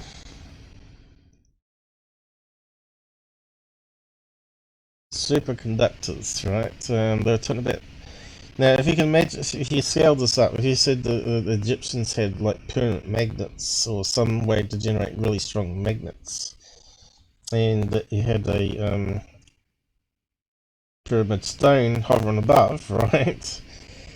This is very light. This is misleading, and it's not going to be like scaled up to the same, you know, the weight ratio. So people see this and they think, oh yeah, if you can do it on that scale, can you do it with larger blocks? Limestone. Right, I definitely you can. So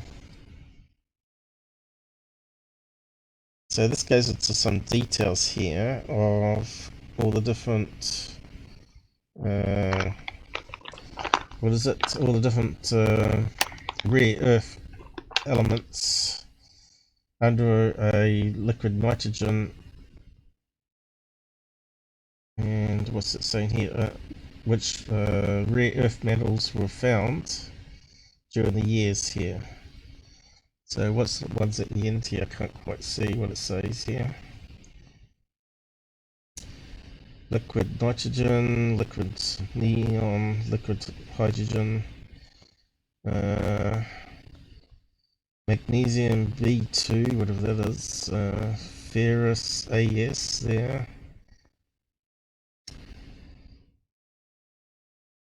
So, what's it say here? When superconductivity was discovered back in 1911, known superconductors had been cooled to almost absolute zero. The first known superconductor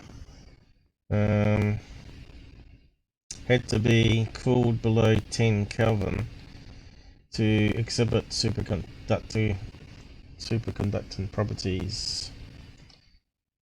Okay, so it carries on. In 1986, the first high-temperature superconductor was discovered, for which a Nobel Prize in Physics was awarded in 1987. Note the high temperature is relative term. What's that? How do we say this one? Yttrium, barium, copper oxides still must be cooled to below 93 Kelvin or negative 180 degrees Celsius. That's pretty cool to act like a superconductor.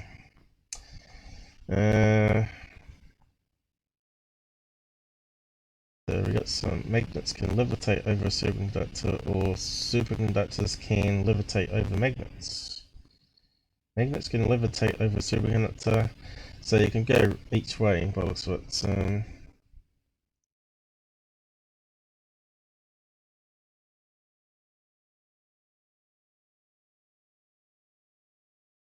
So let's see, they got that super cooled, I suppose, negative 180 degrees Celsius.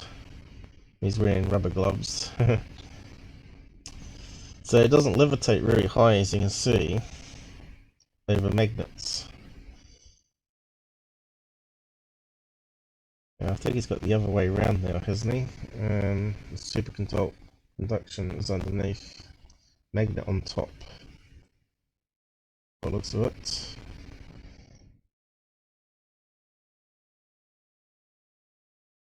Yep.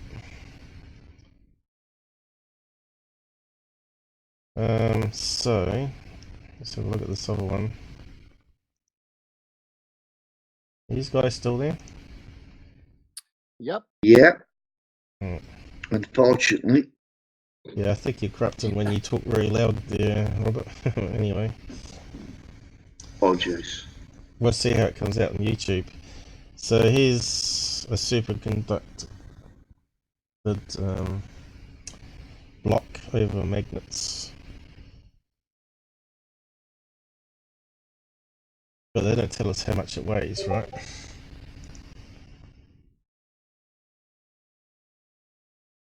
Okay, so what they're saying here.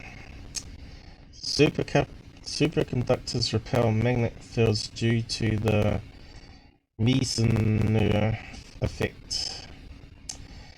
Near the surface of the superconductor material, small current flow without any resistance that make a opposite magnetic field that repels the field from the magnet. So when you cool it, it's creating a magnetic field itself. That's what they're saying there, through the current flow.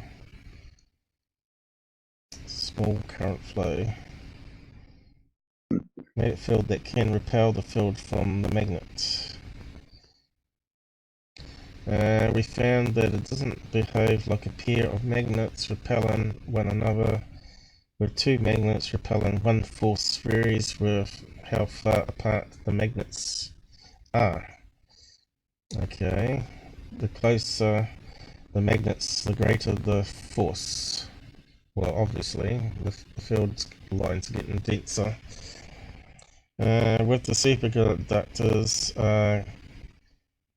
we could get levitation to happen 1/8 inch away, or 1/4 inch away equally well.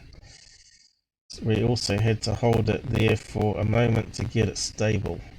Why does it levitate in a stable way? Why doesn't the repulsion empty keep pushing away like a pair of magnets would? We found that the flux pinning is a good explanation. So what is flux pinning? In the magnetic field diagram shown, the magnetic field lines of flux flow from the north to the south pole and do not penetrate the superconductor at all. At a tiny microscopic level, there are imperfections in the superconductor. These allow a tiny amount of flux to get in through the superconductor and flow out the other side.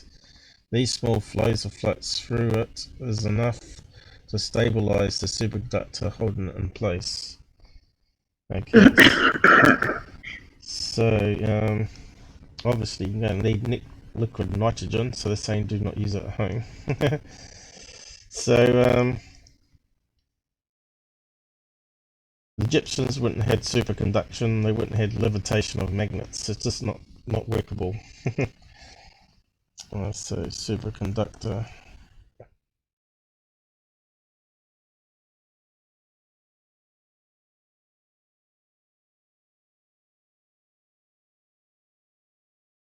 Yes, hopefully that's that link. Here we go for time. Let's see, my admin panel's all screwed up. 2 hours and 9 minutes of fun. So yeah, so how did the pyramids move stuff? Well,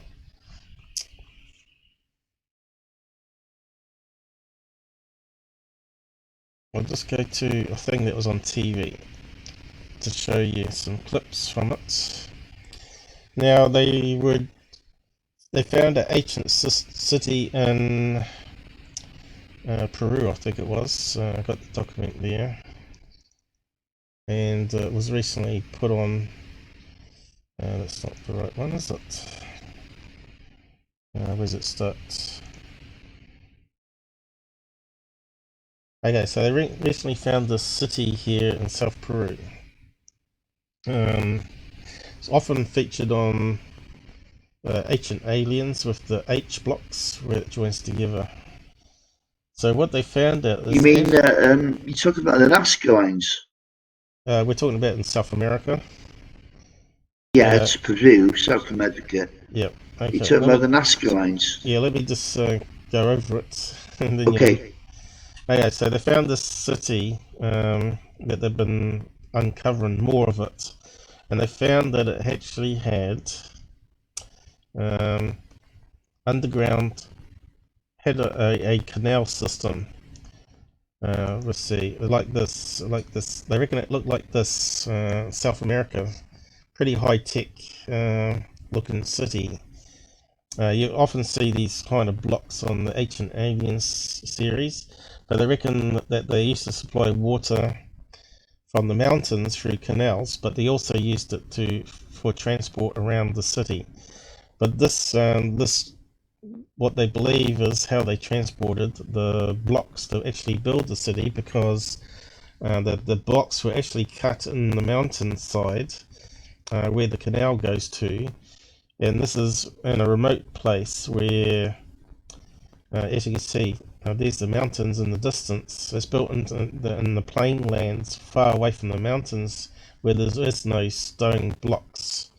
So they reckon that it used to have a great big huge is it 9-tier pyramid there at one stage,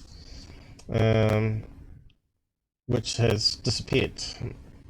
I'm not sure where all the blocks have disappeared to that were there, crumbled away, I don't know.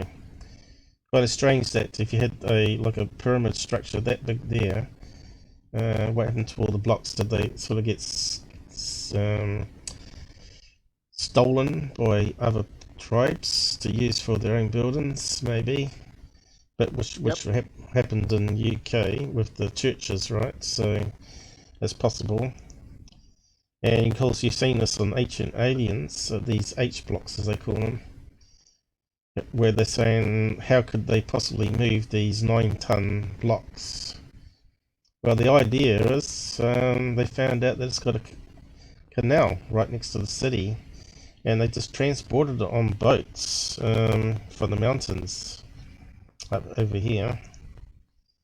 And this is an experiment they did. They got hold of a 9-ton block, the same weight from the shoreline here, and put it on one of these reed boats on the lake, and then proved that it can float on water, so it could quite easily go down one of these sizable canals.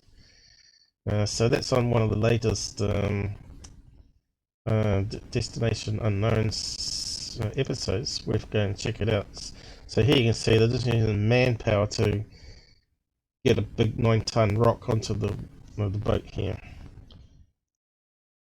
So yeah, I actually did find a PDF they put up here on it. Reed boats and experimental archaeology on Lake Titicaca. Strange name, but yeah, apparently they live on wheat. They live on the water. They've got whole cities that actually live on top of these reed platforms, supporting the whole weight of families, cows, and all sorts of things, right? So you can see, if you want to move a bigger stone, if you want to move a bigger stone, obviously you build a bigger boat or a bigger canal, right? So I'm not sure how it's coming out on the live stream, the sound quality. Do I need to restart my live stream again? It sounds pretty bad this end. You'll be okay. Sorry, I've got a cough as well. Yeah, so this PDF here, we'll see if I can copy it, so you can have a look for it yourself. But it talks about the whole experiment they did, how they built it, how many layers. It's hard to believe reed boats would be able to lift such weights, but and be so strong. But they reckon the oldest reed boat was found back 9,000 years ago, 9,500 years ago. They found it in a dig. How the hell was that preserved then? I'm not sure, but I remember reading it online. I'm not sure if it was in this document at all, but they found that 9,000. It should be biodegradable, shouldn't it? Yeah, I suppose. I suppose that they find it all together, right? In a like a decayed state. But if it's in, say, imagine if it's like put inside a stone temple, right? It wouldn't break down so fast. But do you think they would have some natural resins that would protect it, probably, a bit like paint? But I'm not too sure if it was in this document where they talk about it or not, or if it's on the other thing here. I'll have a look, see if I can pin it, find out where the reed boat was found. But this is the same thing. You can see the image here of them rolling it onto the boat, so it's the same thing as what was on that episode on TV.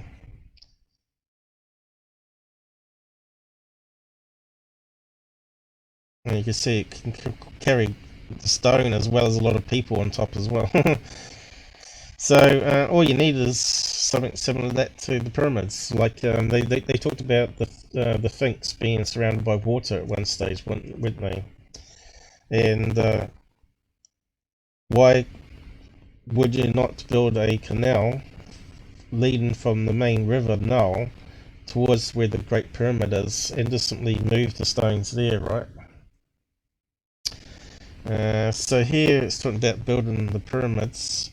It's quite interesting how the idea of moving the blocks would be the same in Egypt as it is in South America. It looks like there's some sort of knowledge that sort of was transferred from continent to continent, right? So that always made me look into maybe they had some sort of airships which sounds crazy, I know, but I did do an episode on the Egyptian airships that you can look up. What happened there? I don't know. Rob fell off. I heard him make a click sound. Maybe he got a doorbell ring or something. So just going down here. See if we can boost it up front a wee bit. So they're talking about transporting stone blocks down the Nile. A new method by Franz, whatever. How were the Torah stones and granite blocks transported down the Nile? Along the Nile lie several quarries where different types of stones were. It's a wee bit too big there, isn't it? Were quarried. It's cut off the edge of the screen. Wonder if I can get it to read it out. It's quite an interesting article, this one.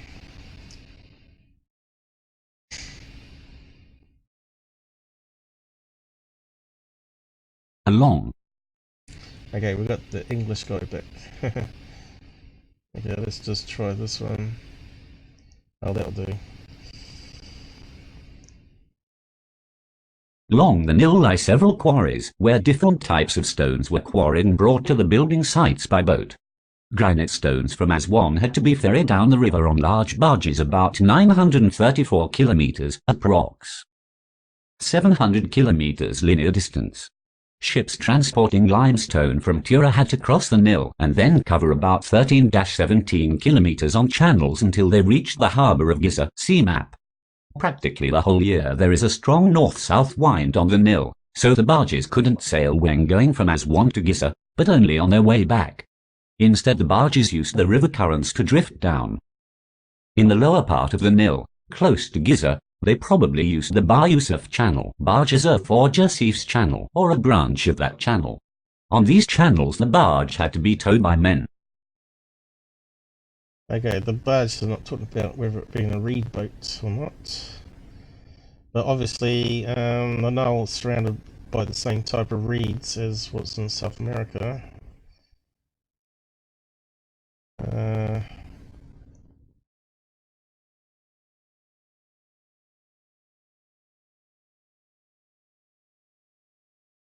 With heavy stones like the granite beams for the King's Chamber of Khufu's pyramid, you have to consider that if you load or unload them from barges, those barges are very likely to tilt and capsize. There are no good explanations how this was done, except if you use hoists or cranes. Since those were not known at the time when the pyramids were built, there has to be another solution. Franz Lohmer has thought about a few details, how the large and heavy stone blocks could have been loaded on the boats and transported down the Nile, for example from Aswan to Giza. The Nile, not the Nile. Loading ramps. So here we got one here with really heavy loads using 2 reed boats with a platform in between. That kind of makes sense. Are you still there, John, or? I'm still here. You'll probably low down volume, are you? Yeah. You definitely look lower to what we were playing around the other night, though. I'm not too sure why. Kind of weird. Anyway, just going down this page here. The harbour facilities at the quarries. So there they would slide it down on the ramp onto the middle platform there.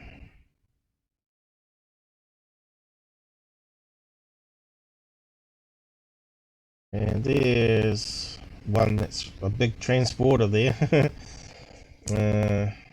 So the capacity of transporting, there are chronicles. Okay, let's have a read of that bit there.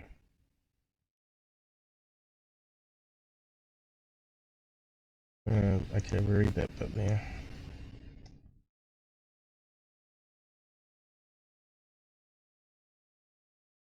There are chronicles on papyrus, too, where ships are listed, which transported sandstone blocks from the quarries of Jebel Silsila to the Ramesseum. Calculations 1 show that 5 to 7 stone blocks of 1 to 5 tons, resulting in a total of 15 to 20 tons, were loaded on each ship, and that daily about 64 stone blocks arrived from the quarries. When Franz Longer calculates that 69 stones arrived daily in Giza by ship from the quarries in Tura, this is actually very realistic. So there you go. And so there's actually some written proof of these ships being used. That sort of blows ancient aliens that aliens helped build the pyramids, right? Transporting, here we go.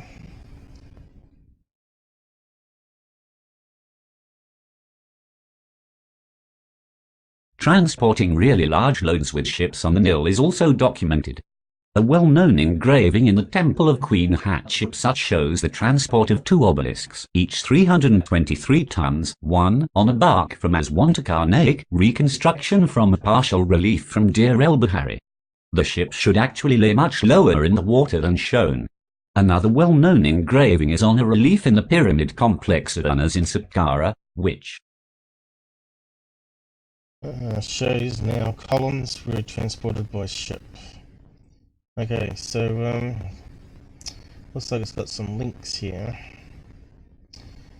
Let's see if we can open it up. Yeah, looks like the links are gone. So I'll just post that article there. It's quite an interesting article. It's good seeing that there are some factual evidence and writings, or actually drawings on the wall, because you know, obviously the Egyptians painted things like that up the very top there again.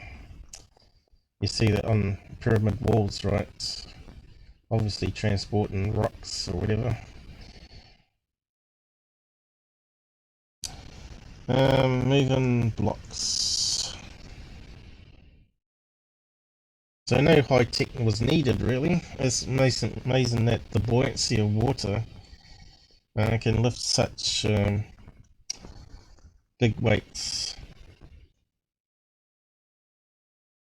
So let's see what we can find here.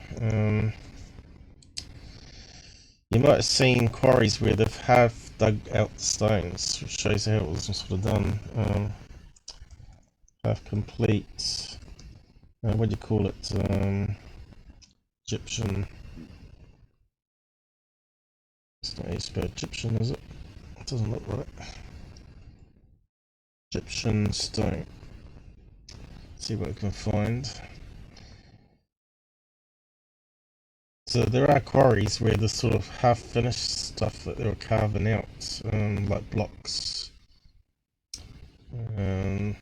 Let's see if I can find it.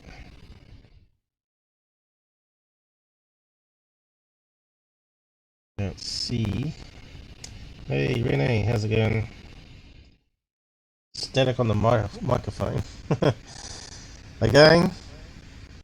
Alright, let me just restart minicam again. What the hell's going on? How's it sounding now? Normally starts off good and gets worse. Sounds alright now. Let's see how long it sticks for.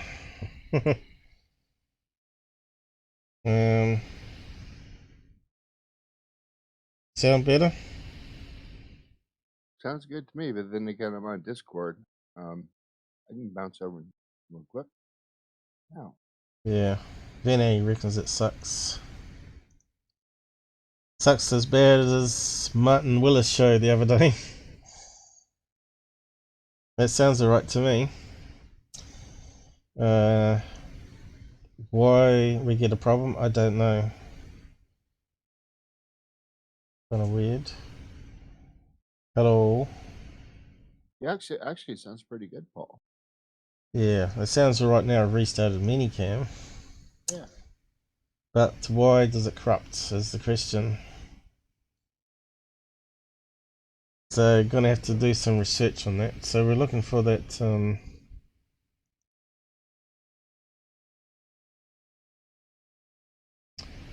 obelisk thing. Egyptian stone quarry.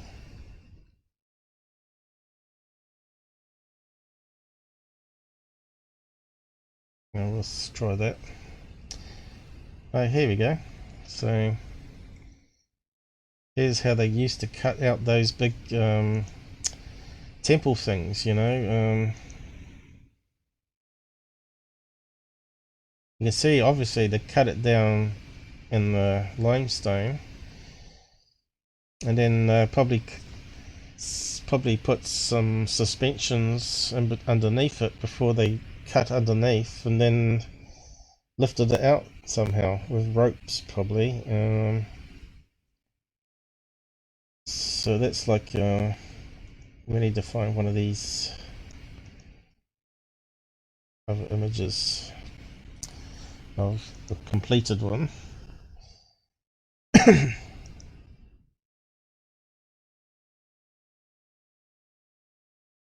Hope the sound's still working. Pyramid, I don't know, like pyramid. See what we got. Okay, so there's a completed one, right? It's your idea. And that's what that starts off, carving out a big chunk of stone, which then they lift out, and obviously taper it and all that sort of stuff. And then they just simply use that seesaw method to gradually raise it up, which I talked about in my Egyptian airship episodes. So lifting up stone with seesaw. But obviously you can put it onto a sled, slide onto one of these reed boats, right? And you can transport it up the Nile. Now it looks like it's corrupting again. What if it's to do with the stream bit rate? I wish it was doing this problem the other night when we were testing it. Does it sound bad again, Renee? Or does it sound alright? So lifting with seesaw. How do you spell it?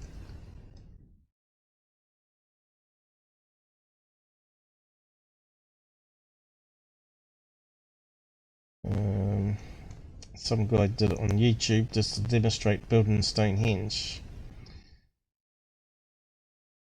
So what they do is they use a counterweight, obviously, and they have two beams instead of one beam like this. They have two beams.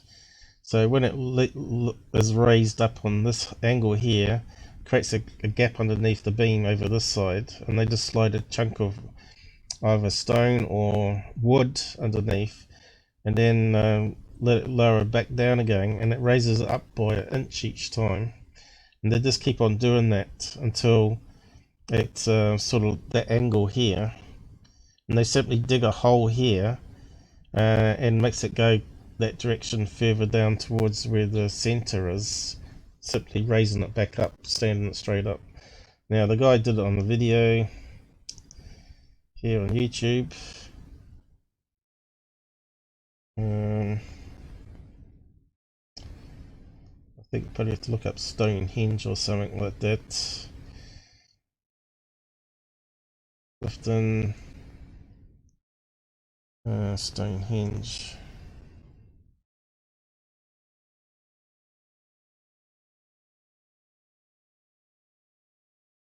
Or maybe might come up. Here we go.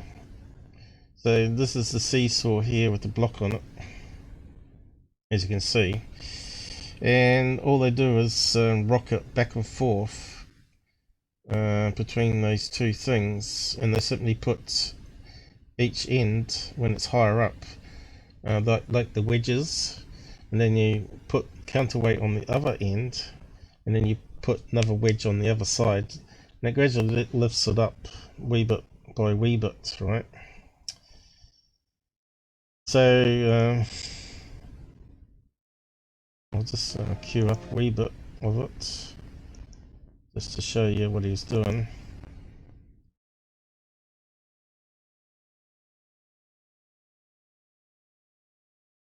So he could actually rotate, he built it all himself. You can see here he's rotating it around on a pebble, believe it or not. He would simply jack it up a wee bit and then put a stone underneath, and then he could spin it around. Just simply using brute strength, pulleys, and the seesaw thing he built.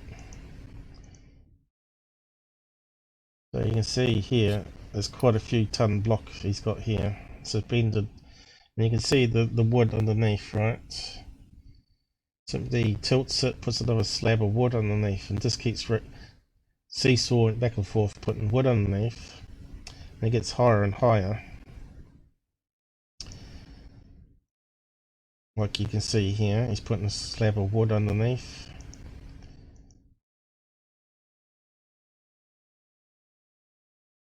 And eventually he gets to a certain height coming up. You can see that it's going to start to tilt upwards. So there you go, it's got it fairly high up now. And simply starts digging down underneath the thing here. And it gradually goes further up and then simply tips into place. As you can see, eventually the weight of the block is enough for it to pull itself right up. And tie a few ropes on it, a few hundred men, of course, and could do it as well. But you can see he did it all by himself, and it's perfectly level without hundreds of men. There you go, it's vertically straight. I'll post a link to it here, and you can go and watch it. But it just shows how the pyramids could be done with the obelisks, and it could be done with Stonehenge. Lifting a block.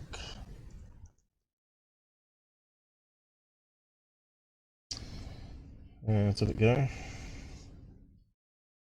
Was my voice all corrupted? Sounds alright at the moment. Oh no. It's back crackling again. Anyway.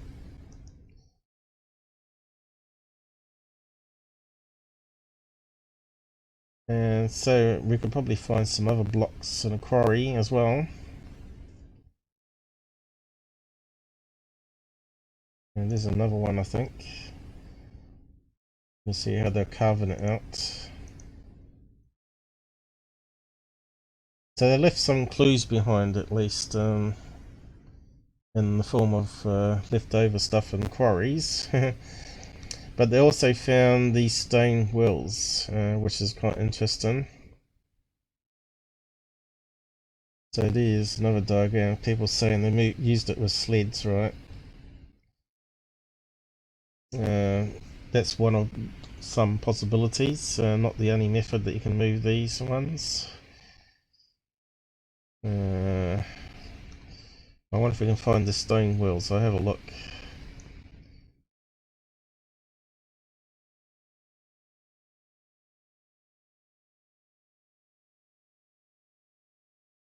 Are you still there, John? Yep, still here. Alright. So I had to tell with Discord. Tell me about it. Looks like we're getting modern equipment here, not ancient equipment. Quarry stone wheel halves. Ancient. Let's see if that comes up. There you go, there's that obelisk again, and there's the other side that we're not seeing at the top here. So it looks like they were carving it out. Okay, stone wheels. Is that the one? So,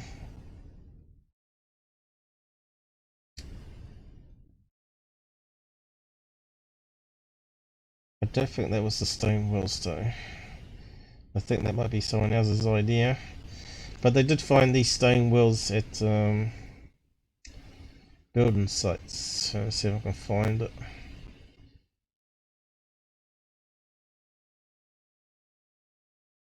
And nothing's popping up. See, that's another one they're carving out, right? This looks huge, right? How would they transport that? Well, they could do it with stone wheels. And here's another one where they're transporting obviously large statues, right? With lots of men. You put it on a sled, a stone sled even, and just lots of thousands of men pulling. I suppose you could easily move that, right? Manpower.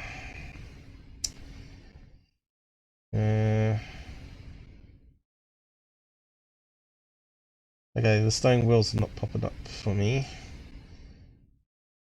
But obviously other ancients had designed stone wheels for their carts and whatnot. But I'll just draw it, probably easier. See if that works at least. Yeah, that's nice and fast, wasn't it? Just that our sound is rubbish. Okay, so we're on a block, of course, rectangle. So here's our stone, and what they did is they made these wheels that were half in size. Can I draw a stone wheel here? I wonder if I can do it. Yeah. Hey, John. So I want to draw a stone wheel. But what they used to do is they used to make wheels that had a cutout, right? Which would be halfway.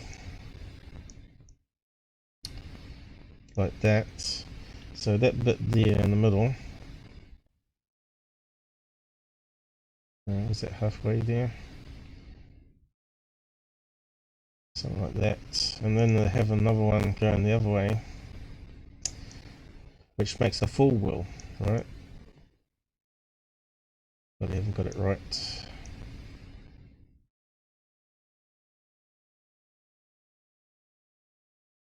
I haven't got it quite right. Basically it comes with the right diameter, right? So you have to get the right diameter. So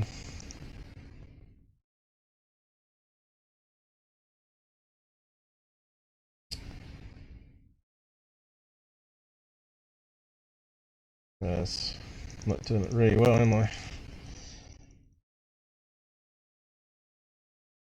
I suppose the blocks were more rectangle than square. I think that sort of makes a difference as well, why they used rectangle ones. So let's just redo that.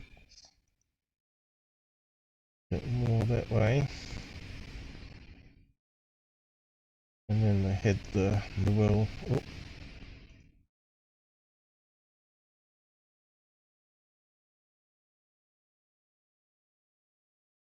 And of course it would be a snug fit, of course. It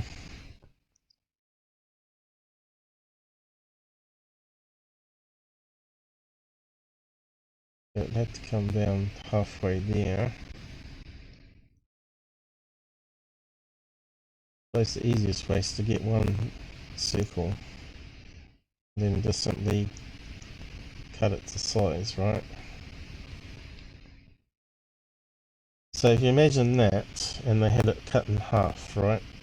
And they had that squared out here, all they needed to slide it over to the square rectangle or square, and then they can simply just roll it along the ground like a cart, right? Makes perfect sense. So they'd have it cut down the middle.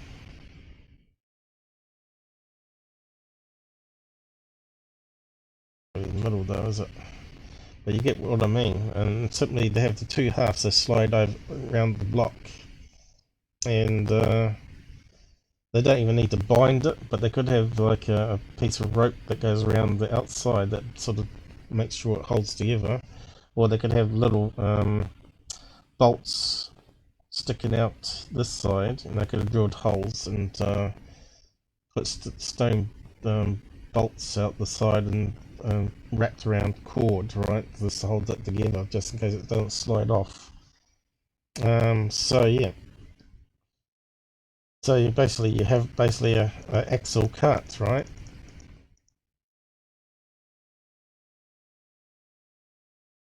So look in the other dimension, this direction, you'd have the wheels, which would look like that there, right?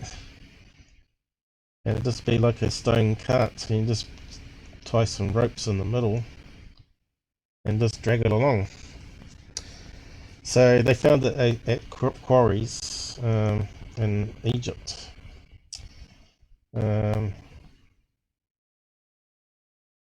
Of the stone wheels. I'm not sure if I can find it or not. This might be talking about it here.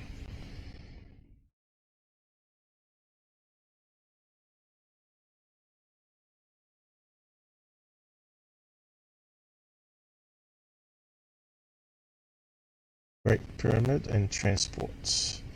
Rectangular framework attached to the disc with ropes and wooden pins. Holes for the rope. So they made their own little tool system there where they can just roll the blocks to the boat, I guess.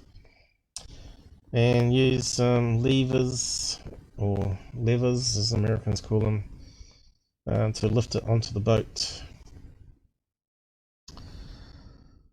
So I think that's pretty much all I was going to cover today, actually. It hasn't been too good with the old software corruption and the voice. Is it still corrupting? Hello? Yeah. Kind of weird. Makes no sense.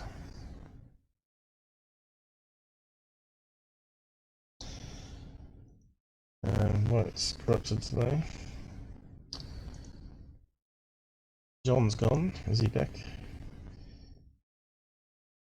So that's pretty much all the material I was going to cover today.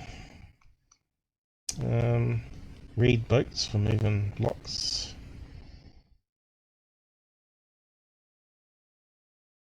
So I'll wrap up the stream there. It's 2 hours and 45 minutes.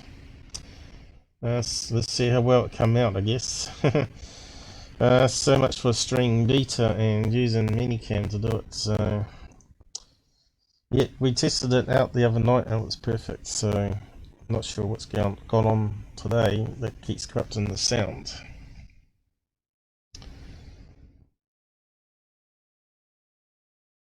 Unless it's something to do with Discord, I don't know. Okay guys, I'll just switch to my end credits here and say goodnight, and we'll see you next live stream, which will be hopefully Tuesday night, and hopefully we can solve the problems with the audio.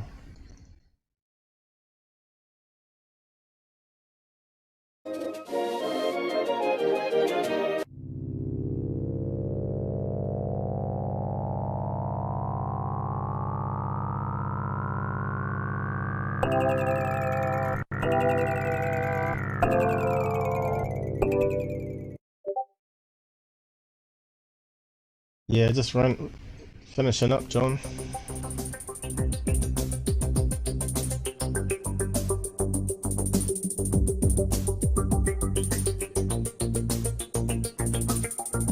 I can't see what it's doing though. Oh god, really? Yeah, I've got no preview window. Oh, it's doing the good night thing. Yeah, it's finishing up now.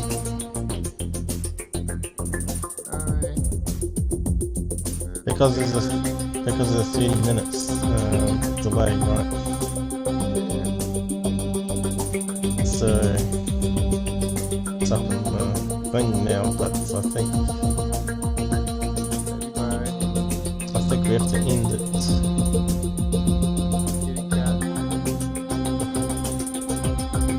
I'll only pause it there for 10 seconds, isn't it? And it's it, all done. No, it's not. Then I have to end Well, stream yeah. after 10 seconds. Right. Well, that'll do.